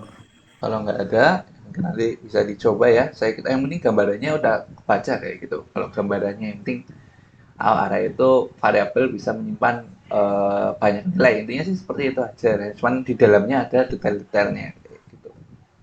Nah, kemudian kita tadi sudah nih array sudah oke. Kemudian kita lanjut ke string ya. String ini kita singkat saja karena sebenarnya string ini hanya variasi ya, atau hanya variasi dari karakter ya. Kalau karakter kan kita bisa menyimpan simbol-simbol, karakter-karakter, tapi hanya satu satu saja seperti itu. Nah, kalau string ya banyak seperti itu, karakter tapi menyimpannya banyak kayak gitu. Itu bedanya hanya itu saja sebenarnya. Ini bisa kita coba ya. Misal kita punya ini string ya, dua string ini. Nah, kemudian kita coba di sini kita punya char teks, kemudian kita masukkan hello world. Di sini tipe datanya char ya, char. Tapi di sini kita taruh kumpulan ya, kumpulan seperti itu. Kumpulan teks, jadi nggak hanya satu karakter. Apa yang akan terjadi seperti itu kita bisa coba saja. Nah, ini kita bisa coba. Nah, yang tersimpan hanya D-nya saja, hanya huruf terakhirnya saja yang tersimpan ya. Nah, yang tersimpan hanya huruf terakhir seperti itu. Atau mungkin kalau kita masukkan dengan inputan user ya, kita masuk dengan inputan user. Nah, ini kita bisa coba jalankan. Ini akan printnya misalnya halo. Yang terprint adalah satu huruf saja, pertama maupun terakhir. Jadi kalau kita lihat di sini variabel ini tipe data char ya, terbukti bahwa tipe data char ini hanya menyimpan satu karakter, mau di depan, kalau ini berarti di akhir, maupun kalau ini hanya di depan inputan user saja, karakter maupun pertama. Nah, cuman itu kan menjadi masalah ya. Loh, kita butuhnya itu untuk menyimpan semua karakter seperti itu. Kita butuhnya adalah suatu variabel untuk menyimpan, misalnya kita ingin menyimpan nama, contohnya nama kan suatu kalimat ya, namakan suatu string seperti itu, namakan suatu kata ya, bukan kalimat, namakan suatu kata ya, jadi gabungan dari beberapa karakter seperti itu. Kalau kita simpan hanya satu saja ya repot kayak gitu. Maka dari itu ada yang namanya string kayak gitu. Nah, untuk menyimpan string, ini ada dua cara sebenarnya. Kita bisa gunakan ini berupa array maupun berupa ini ada istilahnya adalah pointer. Nanti kita akan bahasnya nanti untuk ini. Itu ada di pertemuan-pertemuan besok. Nah, yang penting kita tahu bahwa kita bisa deklarasikan dengan teks ya, kemudian array 10, array dengan alokasi 10 berarti kita menyimpan teks dengan ukuran 10 ya. Suatu karakter 10 berarti panjang katanya harus 10 saja, karakternya hanya 10 saja seperti itu. Atau kita bisa dengan persen atau pointer, nanti kita pelajari. Ini kita nggak perlu berapa sih katanya kayak gitu, ini kita nggak perlu seperti itu. Nah, untuk pendeklarasiannya seperti ini. Nah, untuk pemberian nilainya atau inisialisasi stringnya, di sini kita bisa caranya bagi berikut ya, kita bisa nama kemudian array kosong. Ini sama seperti array biasa sebenarnya, string itu array biasa aja, array tapi kata kayak gitu, yaitu dengan ini simbol ini petik dua ya, kemudian suatu kalimat petik dua, atau mungkin di sini kita bisa menggunakan ini apa kosong, kemudian ini berupa array ya, ini kan array biasa nih, array biasa, kemudian kita kasih backslash 0, dan nanti backslash 0 ini apa nanti akan saya jelaskan. Atau mungkin nama 3 ini sama ya, masih pakai ini send ini, atau mungkin nama keempat ya sama pakai backslash 0 seperti itu. Atau mungkin kita bisa juga pakai char bintang teks hello world. Ini kalau ini nggak perlu kita batasi seperti itu. Nah, ini kita coba saja. Nah, kita bisa coba saja. Bisa kita coba nanti out kan. Nah, ini kita coba out kan. Out. Nah, ini kita coba nama.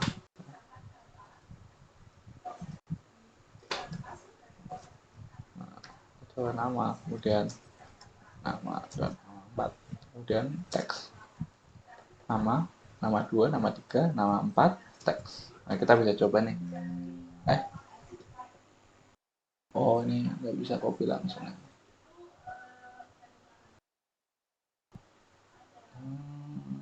Nggak karakter ya. Coba. Enggak, berarti ini nggak bisa tulis. Oh ya. Ininya coba. Ya, kadang-kadang ada apa simbol-simbol karena copy ya, karena copy paste, kadang dipastikan dulu. Nah, ini tersimpan ya. Jadi kita bisa menyimpan suatu apa namanya, kata seperti itu ya, atau kalimat di sini. Ini adalah string ya, ini kumpulan karakter ya. Kita bisa dengan ini ya, kita bisa dengan titik, maupun kita bisa dengan ini ya, berupa array seperti ini. IN. Nah, kemudian ini itu apa? Backslash 0 itu apa? Ini coba sih kita hapus aja kayak gitu. Kita hapus aja, sebenarnya backslash 0 ini apa sih? Nah, kalau backslash 0-nya kita hapus, ini jadi berantakan nih kalau kita lihat ya. Ini adalah string ya. Ini adalah string, kemudian ini string, ini adalah string. Kalimat ke nama 2 menjadi ke bawah. Nah, ini kan error ya. Kemudian Budi, hello world, yang lainnya nggak ada masalah seperti itu. Ya, cuman di sini kelihatan ya, kelihatan ada keanehan, ada aneh loh kok seperti ini. Kalau kita kembalikan, nah di sini, sorry, backslash 0, sini kita kembalikan. Nah ini benar lagi lah. Jadi sebenarnya backslash 0 ini apa? Backslash 0 ini, nah ini kita pakai PPT aja. Nah, backslash 0 ini adalah kalau kita menggunakan pakai array sebenarnya, pakai array itu, backslash 0 ini adalah penanda suatu kata selesai seperti itu. Atau istilahnya sebenarnya sih kalau kita cari ini adalah null. Simbol untuk null yaitu adalah penanda bahwa suatu string selesai seperti itu, bahwa oh ini tuh ini string selesai ya. Kemudian seperti ini tuh penanda selesainya itu ya pakai backslash 0 seperti itu.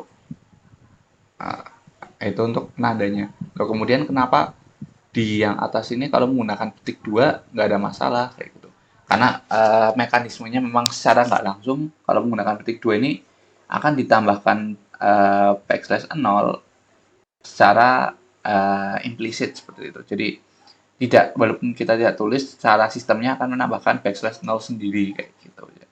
Jadi ini adalah string backslash 0 seperti itu di dalamnya, tanpa kita harus tulis karena yang menggunakannya petik. Jadi itu bedanya kenapa kita menggunakan petik 2 dan nggak menggunakan petik 1 seperti itu. Kalau petik 1 untuk karakter ya, kalau petik 2 ini untuk suatu string. Intinya itu saja yang kita perlu pahami ya. Kita bisa lanjut. Nah, ini contohnya yang lain. Misal kita sudah apa namanya ini ya, sudah misalnya buat teks 5 seperti ini. Sekarang kita masukkan huruf apa, kemudian kita tulis seperti itu. Kita bisa coba saja, misal teksnya hello, nah maka benar tersimpan seperti itu. Tapi coba kita yang panjang, hello world, yang tersimpan hanya 5 katanya saja seperti itu, karena memang kita batasi 5 seperti itu. Itu contohnya ya. Kenapa sih kok tadi bisa tembus seperti itu sampai areanya bisa ditembuskan, tapi kenapa di sini enggak? Karena pada prinsipnya memang mungkin secara tersimpan di memori ya, tersimpannya hingga semuanya kesimpan nih, semuanya kesimpan ya. Tapi karena memang yang terdaftar ya, yang emang terdaftar, sorry bukan ini. Tadi di sini mana? Hello world. Nah, ini yang mungkin yang tersimpan di database sebenarnya urut ini 5 kayak gitu. Urut hello world, tapi yang tampil ya, yang memang terdaftar hanya ini saja. Untuk spasi world ini datanya ada tapi nggak bukan punya siapa-siapa, intinya seperti itu. Itu contohnya. Jadi nggak terpanggil. Jadi yang terpanggil hanya yang memang kepemilikannya saja seperti itu. Itu ya contohnya.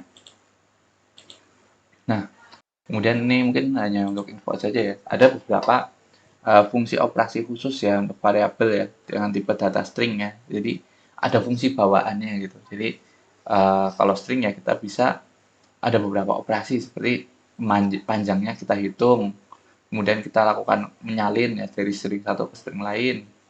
Nah, kemudian strn ada n ya di sini, cpy copy seperti itu, yaitu kita menyalin sejumlah n karakter ya.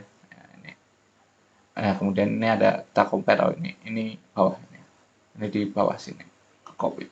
Kalau ini untuk membandingkan karakter ya, kalau ini membandingkan n karakter ya. Misalnya ini ada bandingkan i adalah dengan case insensitif, kalau ini sensitif seperti itu. Case sensitif maksudnya apa? Case sensitif itu berarti hello dan hello ini nggak sama dengan ya. Nah, kalau case sensitif hello sama dengan hello. Ini ya case insensitif seperti itu.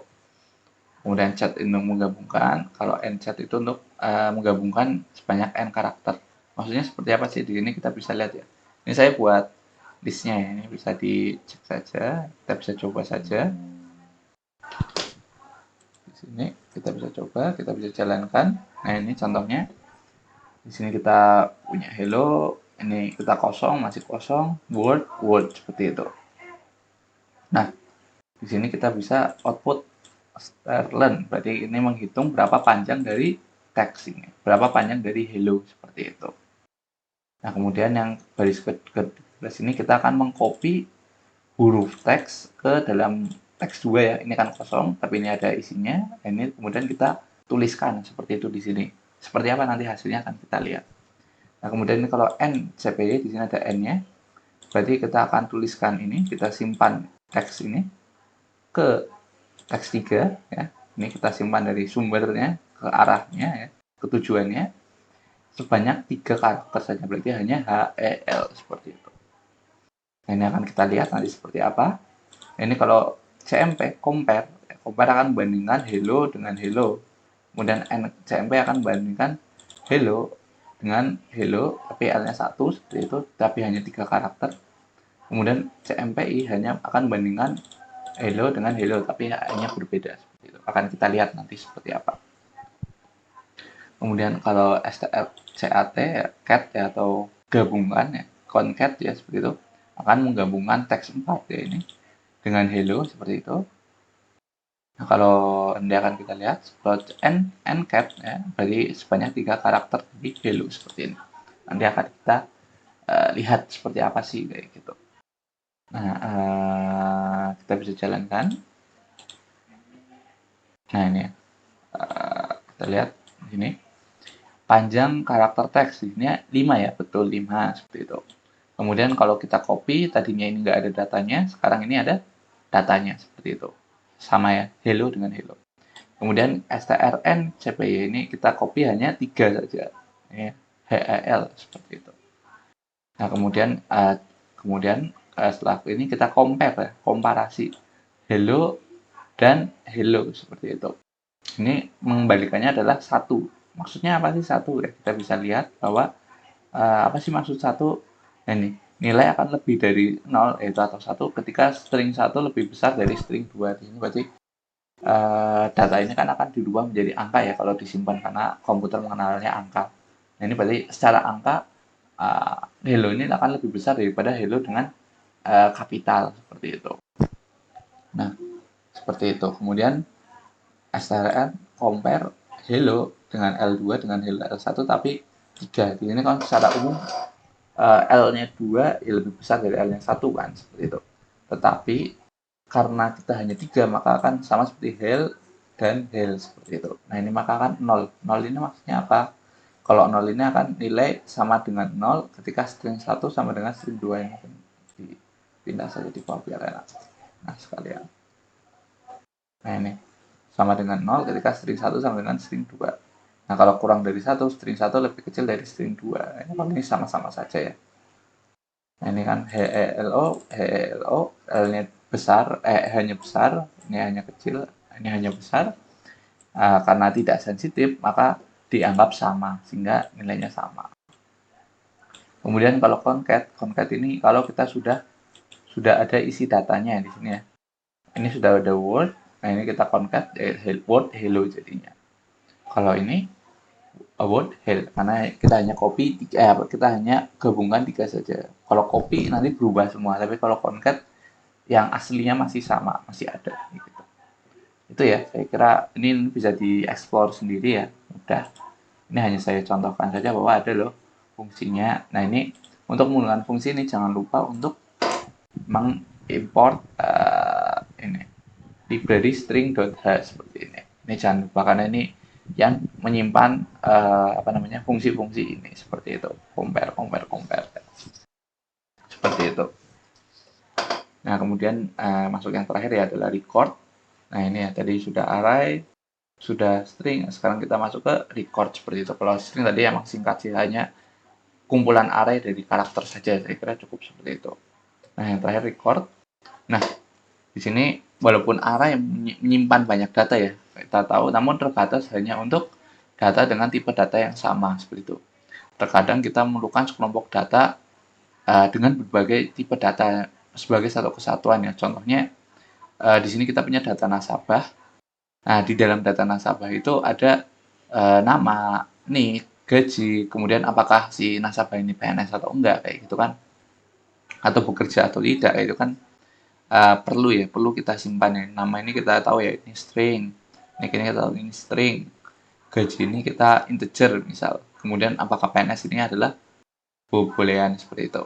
Nah, pada permasalahan tersebut, data nasabah terdiri dari berbagai tipe data seperti string, integer, dan boolean. Nah, ini kan kita tahu ya berbagai macam-macam ya, banyak data. Kita tahu kita perlu banyak data, menyimpan banyak data, dan banyak tipe data di sini. Kalau kita hanya tahu kemarin, mungkin nih, contohnya kalau kita jumlah nasabahnya hanya 3, contohnya ya, kondisi kita nasabahnya hanya 3 nih di suatu bank. Nah, ini kita apa namanya?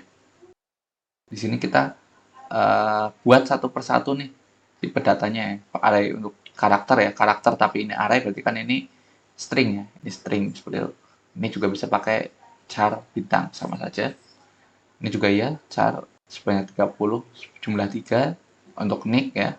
Kemudian integer ada 3, boolean ada 5. Ini nyimpannya seperti ini nih kalau pakai array. Sebenarnya bisa kita simpan seperti ini, cuman kurang baik dan kode akan berantakan. Nah, maka dari itu kita akan gunakan struct seperti itu untuk menyelesaikan permasalahan ini. Kemudian kan nanti ribet ya, ini ribet sekali karena datanya sendiri-sendiri kayak gitu. Dipanggilnya riskan, terus jadi kesalahan. Nah, kalau record struct, nah ini kalau record atau struct adalah kumpulan variabel dari berbagai tipe data. Kalau tadi kumpulan variabel dengan satu tipe data ya, satu tipe data memorinya di suatu memori yang berurutan gitu. Kalau record struct adalah kumpulan variabel dari berbagai tipe data di bawah satu nama. Jadi kalau ya ininya namanya sama dan berurutan itu kita bisa pakai array. Tapi kalau berbagai tipe data di bawah satu nama kita pakainya adalah record atau struct. Tapi mungkin kita akan sering pakai kata struct di sini. Variabel dalam struct disebut struct member seperti itu. Jadi intinya struct ini memayungi lah, hanya memayungi saja. Jadi beberapa variabel kita payungi jadi satu di bawah satu nama ya. Nah, di mana masing-masing variabel ya kita sebutnya adalah struct member atau anggota struct seperti itu. Nah, struct juga disebut tipe data yang didefinisikan user karena pada dasarnya ketika kita membuat struct berarti kita buat tipe data baru seperti itu. Nah, kita buat tipe data sendiri ya, seperti itu. Contohnya di sini struct nasabah. Nah, ya, tadi kan kita punya nasabah ya. Nasabah di sini punya char nama, char nick, gaji, bolehan apa kayak PNS. Nah, ini kan lebih mudah ya. Ini lebih mudah dipahami dibandingkan kalau kita lihat di sini, oh ini pusing sekali. Nah, ini kalau ini lebih mudah. Nah, nanti contohnya di sini kita punya seperti ini ya, kita buat definisikan dulu nasabahnya. Ini di luar main ya bikinnya. Ini di luar main seperti itu. Nanti kan kita coba. Di sini kita bisa simpan seperti itu. Kita bisa simpan ya di sini nasabah N1 contohnya ini nasabah pertama. Kita simpan nilainya namanya Excel Adila. Kemudian nick-nya apa, kemudian gajinya berapa, PNS-nya berapa. Ini jangan lupa ya, ini nggak masalah misalnya namanya pendek tapi ininya gede, yang penting berarti space-nya secukup kita berikan, cukupnya adalah 50. Kalau lebih dari itu maka akan error. Maka dari itu biasanya sih ada batasan namanya berapa maksimal, kalau nggak disingkat saja seperti itu karena menghindari error seperti itu. Ini kita bisa simpan di variabel N1 ya. Ini akan menyimpan nama, nik, gaji, PNS sehingga nanti tinggal kita panggil saja seperti itu. Ini bisa kita coba. Nah ya ini setelah perkuliahan ini saya harap teman-teman coba sendiri ya. Jangan kalau saya sendirian yang mau coba takutnya nanti ketika UAS UTS nanti bingung kan nggak enak. Nah, kalau ini kan nanti jadi sudah mencoba sudah paham kayak gitu. Nah ini ya tadi ya, ini sudah jalan ya, dan tersimpan. Nah, ini kan lebih enak kan kita bacanya. Contohnya nih, nasabah satu namanya Excel adalah, mungkin pertanyaannya muncul, kok harus pakai ini, nggak, apakah nggak bisa pakai sama dengan saja? Nah, itu jawabannya adalah nggak bisa memang, karena memang cara penyimpanan untuk string, untuk struct ini seperti ini. Tapi nanti ada cara lainnya, tapi nanti ada beda, nanti akan saya kasih tahu. Nah, cuman di sini intinya seperti ini. Ini mungkin nggak harus pakai string ini, copy tadi. Ini kita bisa seperti ini aja, tidak masalah. Ini ininya kita namakan di bawah satu payung ya. Nama nik gaji PNS. PNS ini kita di satu payung yaitu nasabah ya. Nah, kemudian kalau kita buat suatu variabel N1, yaitu berarti variabel N1 ini akan terdiri dari nama nik gaji PNS. Betul. Intinya kalau sama seperti misal teman-teman mungkin ini lagi ambil basis data ya, basis data. Kalau misalnya teman-teman ambil basis data, mungkin di sini bayangkan ini sebagai suatu kolom dan tabel. Misalnya ya, kan, ada tabel nasabah, atau mungkin di Excel lah, gampangnya kan Excel seperti itu. Nah, kalau di Excel kan berarti mungkin ada NIK seperti itu, kemudian ada nama, kemudian ada gaji, ada apakah PNS seperti itu. Nah, record atau struct ini sesuai namanya ya, menyimpan satu baris saja di sini untuk menyimpan ini. Yaitu kan tadi kan, berarti ini namanya adalah nicknya sekian, 113 sekian, namanya Fadila, gajinya 50, ininya is PNS-nya misal true. Jadi ini adalah struct-nya untuk menyimpan data ini kayak gitu. Nah, mudah ya, saya kira mudah dipahami. Nah, kemudian kalau nggak mau pakai ini, nggak mau pakai ini ya, teman-teman bisa pakai karakter pointer di sini. Nah, pakai karakter pointer, dan nanti teman-teman bisa pakainya sama dengan ya, seperti umum pada umumnya kayak gitu. Ini ganti saja. Mana tadi di sini? Ganti, kita bisa ganti saja ini. Selain itu, keunggulan kalau menggunakan pointer ini, kita nggak usah batasi ukurannya kayak gitu. Ukurannya bebas kayak gitu. Nanti dinamis seperti itu. Jadi nggak harus berapa, tapi otomatis komputer akan mengatur bagaimana caranya agar dinamis seperti itu. Nanti detailnya akan kita pelajari nanti ketika sudah masuk pointer. Ininya kita harus tahu dulu aja penggunaannya kayak gitu. Char pointer, nama, ini kita bisa simpan seperti ini, hasilnya sama seperti itu. Ini ya, nah kayak gitu. Nah itu, ini berarti kalau kita kembali lagi, ini berarti adalah N1 seperti ini. Nah, N1 ya. Nah, kemudian ini baru N1 nih, misalnya tadi kita punya 3, berarti kita bisa bikin, gampangnya mungkin sebelumnya, kita bisa bikin saja N2 gitu, ya. N2 untuk baris kedua, kemudian N3 baris ketiga, nah, seperti itu. Nah, seperti ini ya. Ini kita bisa aja bikin nasabah 1, nasabah 2, nasabah 3, seperti itu. Kalau kita memang butuh 3 nasabah seperti itu, cuman ini kita baru masukkan 1, nanti 2, 3, gampang. Nah, cuman kalau kita lihat ini, nah ini kan terlihat ya, loh, apa bedanya ini dengan array seperti itu. Kalau tadi alasan kita memakai array kan agar kita tidak manual kan. Nah, tapi kalau ini kita lihat, loh, ini balik lagi manual. Nah, hingga kita bisa dapatkan suatu gambaran ya, ide bahwa bisa loh sebenarnya kalau kita kombinasikan ini dengan array kayak gitu ya. Nah, ini kita bisa kombinasikan sebenarnya dengan suatu array. Jadi kita nggak harus tadi nasabah 1, nasabah 2, nasabah 3, tapi kita bisa nasabah array of nasabah 10. Berarti ini otomatis akan menyimpan, akan memesan 10 lokasi ya, 10 lokasi di memori untuk nasabah seperti itu. Nanti nasabah 0, 1, 2. Kalau ini hanya nasabah 0 ya, berarti baris ke 0 ya, nama, nik, gaji, PNS. Contohnya kalau di Excel, tabel di Excel ini ya, berarti, atau mungkin sambil buka Excel aja. Nah, ini contohnya. Nah, ini biar gampang. Ini berarti ya di sini ada nik, bisa kasih nik, nama, gaji. Ini di zoom dikit. Oh, jadi zoom ya? Oh, bisa. Mana tadi? Nah, ini nama, gaji, dan tadi is PNS. Nah, kan kayak gini ya tadi ya, is underscore PNS dan nama. Nah, ini kan tadi ya ini kalau tadi pakai N1, N2, N3, ini kan bisa di sini apa kayak gitu. Ini kan bisa kita gantikan ini dengan array kan seperti itu. Jadi kan array indeks ke 0 kan array indeks ke 0, array indeks 1, array indeks kedua, nah ini dan seterusnya ke bawah seperti itu. Ini kan sama saja seperti itu. Prinsipnya masih tidak melanggar kan, karena kalau array harus tipe datanya sama. Nah, sekarang tipe datanya kita sudah sama nih, yaitu tipe data nasabah, dimana walaupun nasabah di dalamnya ada lagi, tapi itu nggak melanggar, seperti itu. Nah, itu contohnya ya. Jadi kita bisa kombinasikan record dan array seperti itu, untuk membangun data tabel seperti itu, menggambarkan tabel secara utuh seperti itu ya. Kalau tadi saya contohkan, membuat tabel ini bisa dengan dua dimensi, tetapi dua dimensinya itu harus tipe datanya sama. Tapi kalau ini kan tipe datanya beda nih, ini string, ini integer, ini boolean, maka harus kita kombinasikan dengan record atau struct seperti itu. Ya, ini untuk contohnya. Dan lebih mudah dibaca saya kira untuk ini. Nah, mungkin itu ya untuk struct, saya kira memang sedikit saja ya. Mungkin nanti teman-teman bisa ekspor, tapi secara umum seperti itu kayak gitu.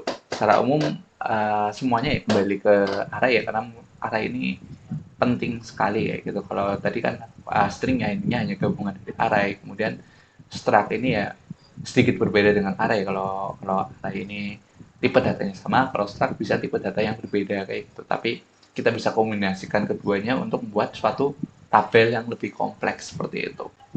Itu contohnya apa? Ada pertanyaan dulu untuk pertemuan hari ini?